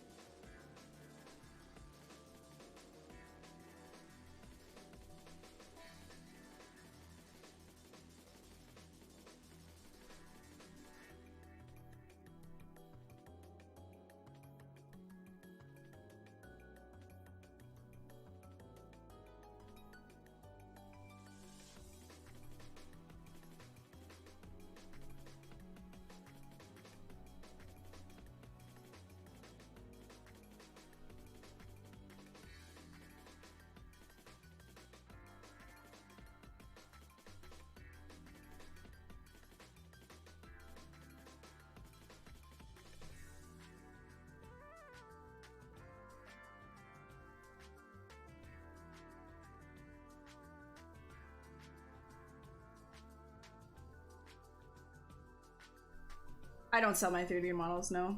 How long have I been in 3D? I've been doing sculpting, I think, for 6 years. Something like that.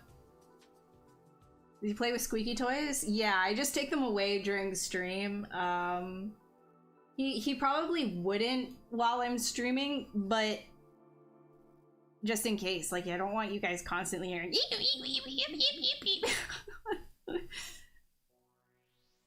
Do you have certain brushes assigned to keys? This bug dude is looking... Oh, thanks. Yeah, I've got all my brushes from 1 through 0 on my keyboard. Do I work with Pixologic? No, I'm just a volunteer. Because I like doing this. Because I like you guys.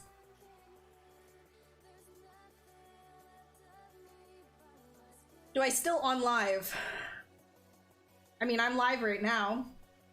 Don't really know what else you mean by that. You're thinking about going to one school, college, for the sole purpose of having the school having contacts with companies that you want to work with. You're thinking about going to school for the sole purpose of having these contacts with companies that you want to work with. Is that school legitimate for those contacts? I would check on... I see, like, what past alumni... That CG Spectrum school, I have no idea. I won't be able to tell you if that's worth it or not. I would go and see if other past students think so. if they are employed in the industry, then it might be worth it for you. There's a lot of, like, CG Spectrum sounds like it's good. It sounds like something familiar, but I can't guarantee if that's like something good. So I'm not gonna vouch for it or not, because I never went to school there, right? I'm very wary about like places that say, oh, our students see lots of success because of the contacts, like we have people working in the industry. It's like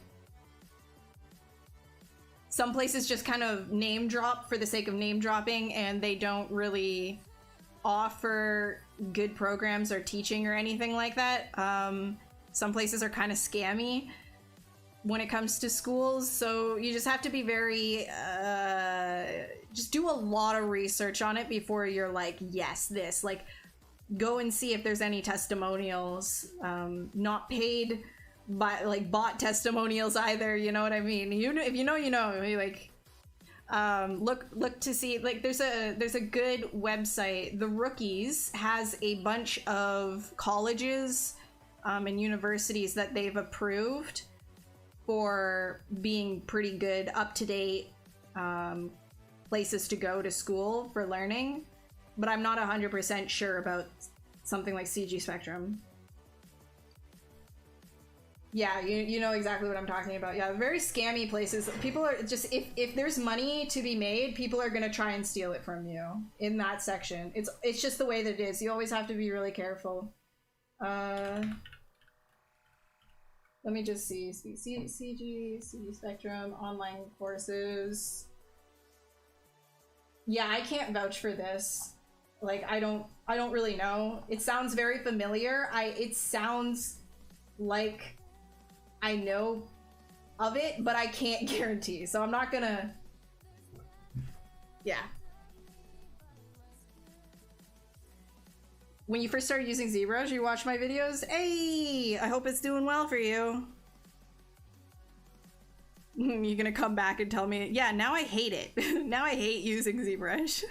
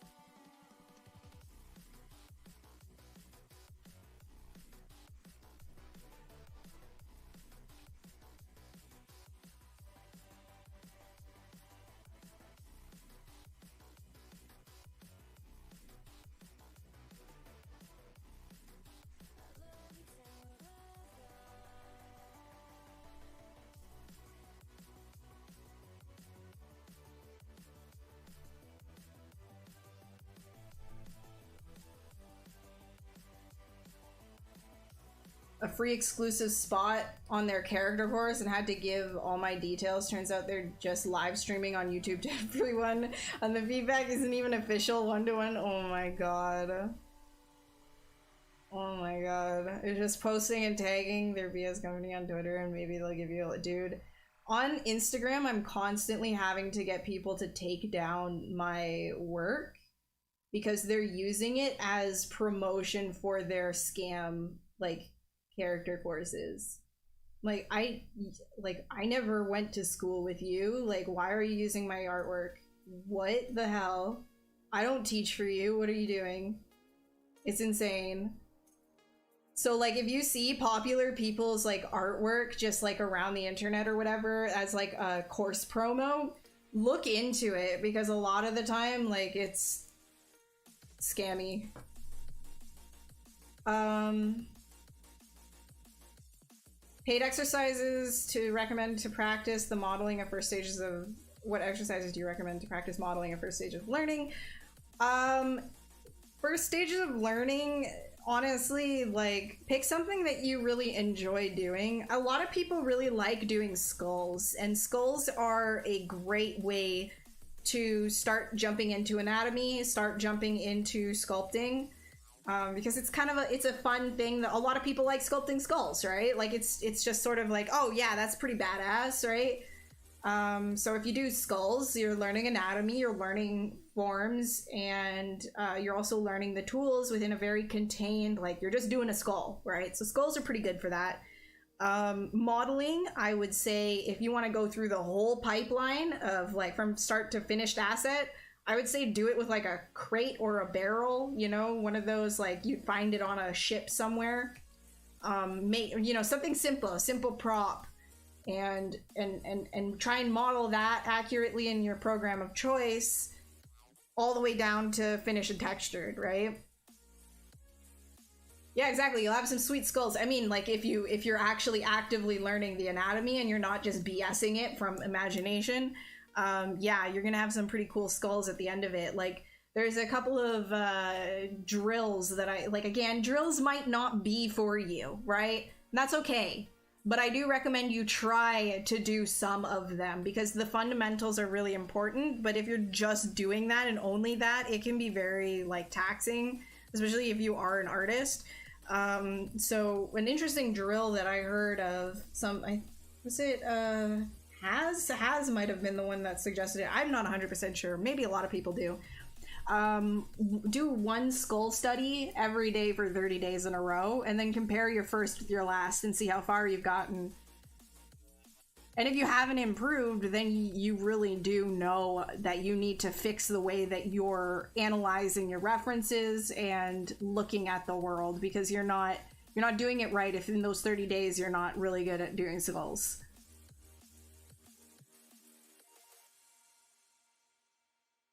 Hey Silent, how you doing? How's it going?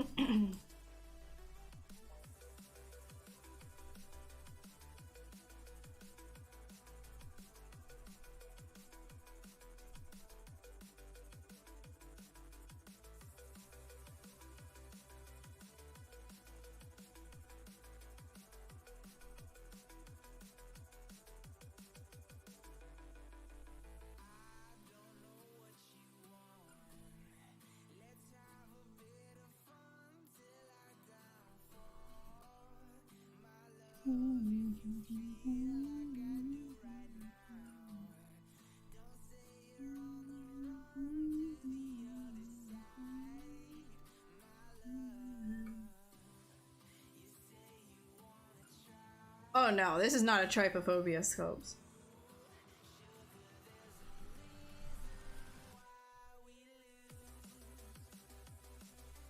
Thanks.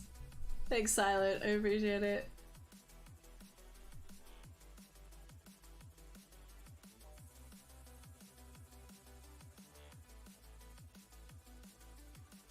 It would be pretty crushing rare, I agree, which is why I think it's important that, you know, if you're doing drills like that, you're being serious about it. You're not just like saying, oh god, I gotta do my drill, and then just throwing in the towel, because at the end of it, it'll make you look at that and be like, what's even the point? I didn't go anywhere, because you weren't actively looking at your last one to try and find where you can improve, right? It's not about improving your hand-eye coordination. It's not about improving your skills with the tools exactly. Drills are also about, and most importantly, about learning how to analyze properly, learning how to pick apart what it is that you're looking at and find the important things and just do that. So after you're done something, you know, like your first skull, the next day before you do a drill, bring that skull up, compare it to your reference,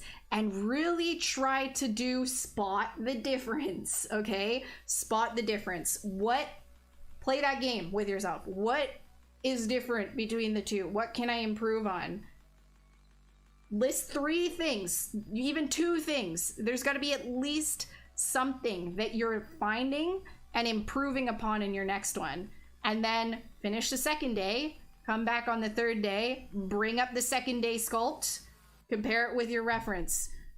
What can I improve on, right? And just keep doing that. That's what drills are, right? That's what you want to be doing to really tap into that part of your brain and learn how to use that aspect of your thought processing.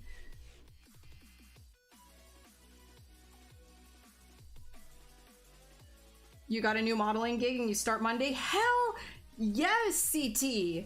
Get it. I'm proud of you. That's awesome. That's awesome. Good for you, dude. That's awesome. For my Instagram, your sculpture is based on your model Tattooador. What do you think about he? I'll check it out later. Tattooador? Oh, is that your name? I don't know. Yeah, I'd be stoked too. That's awesome. That's really awesome. Well, I hope you like it. Don't let the industry burn you out. You know? Life is more than just modeling.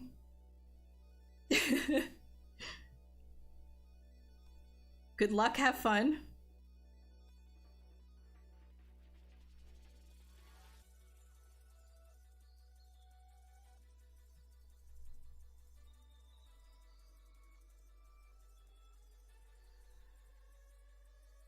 I mean, there's an outside. There is, and you should touch some grass. Just touch it, man.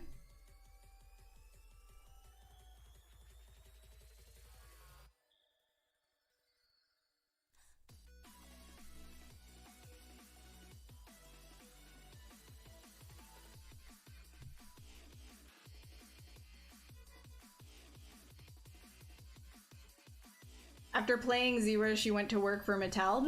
Nice! Awesome! Good for you, dude. Your name on Instagram. Okay, yeah, no worries, no worries.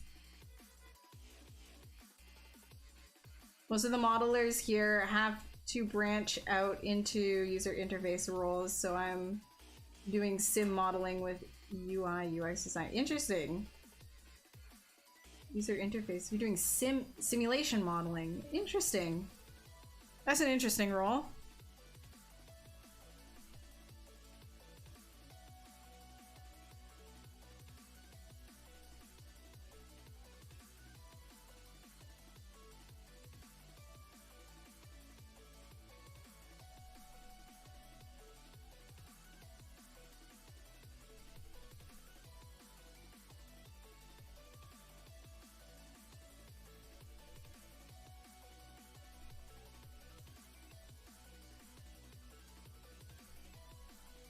Alright, we've got 5 minutes left, so if you want to ask me any final questions before we finish up here, bombard me, guys. Bombard me. We'll get some of that done. Bombard me with your questions.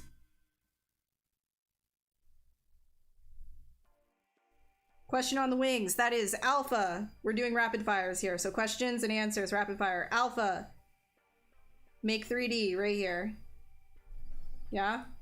And then you just put in an alpha, whatever it is. You can create any alpha, make it a 3D thing. Easy. What do you recommend for hair, fiber mesh, or extract? Depends on your goal and the end result that you're looking for. Fiber mesh, you'll have to do more of like a groom with it. Extracting, you're gonna have to sculpt. Extracting is really great for just gestural stuff. Fiber mesh for a more finished, most of the time realistic feel. Should that be done last, seeing how Dynamesh can screw that up? I mean, if you're gonna Dynamesh something like this is just its own individual thing, right? It's just an alpha turned into 3D. What's my philosophy about detail to macro shapes, 70-30? I don't think about anything in such a technical, like, this is a hard rule or anything. I think things like that is very much something that teachers or people trying to teach make up to tell people to make it make sense, because so much of this stuff is intuitive. After doing it for so long, you start to learn and pick up these things as you just do more, that a lot of the time, you know, you gotta kind of make these arbitrary, not, I wouldn't say they're 100% arbitrary, maybe there's some sort of like scientific backing to this stuff, but if it looks good to you, then that's good. You're looking for a balance, you know? If 70-30 is your balance, great, but different styles will garner different results. You know, you might literally be going for a really intense, like really big shapes, but like tons of details everywhere. It would break that 70-30 rule immediately. But if that is your style that you're going for and it's consistent through the world that you're portraying, there's nothing to say that that's a wrong thing. It's just sort of one of those rules that are used to help make things make sense. Can't understand you, Marcin, sorry. Which tablet am I using? Again, I'm using a Cintiq 22 HD. How am I doing? Great, thank you, Bright Star. No worries, Jeremy. What's up, Black Ibby?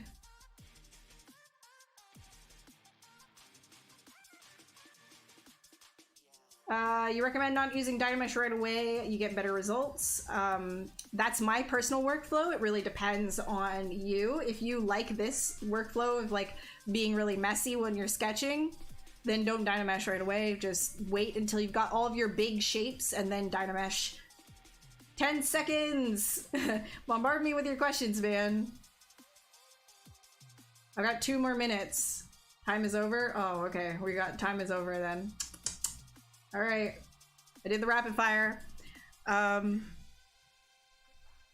Here's this dude. Here's like this. Yes, like this, Biggins, biggin boys. Do a quick. I'll change the material so it's like maybe. Do we have, wait, where's my blend? Ooh, and then we can give it a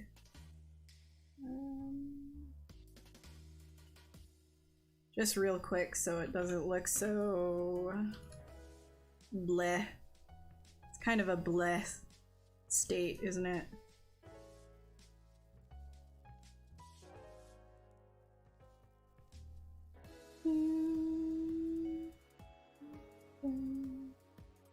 But yeah, if you have any other questions for me, you can always ask me on any of my socials. Okay, that really didn't work. Yeah, feel free to ask me on any of my socials, which are all linked right here. Nah, I'm about to end. That's it for right now. This thing. Bad material. Alright. Yeah, if you have any questions, ask away on my socials. I'll be happy to answer. Just keep in mind, I'm a busy girl, so I might not get to you immediately, but I'll do my best to answer anything that you might ask. And if I don't have the answer for you, of course, I'll just whisk you away to someone who might have the answer for you. Anyways, if you guys enjoyed this and you want to try ZBrush yourself, Pixologic does offer a 30-day free trial. And also, if you don't want the free trial, you want something super dumbed down, super easy to use, and straightforward, only a very few number of tools, there's a super free version of ZBrush called ZBrush Core Mini, which you can also download from the Pixologic website. So check those out if you're interested in ZBrush and you haven't tried it and you're like, hey, you know, whatever the heck this girl's doing, I kind of want to do that.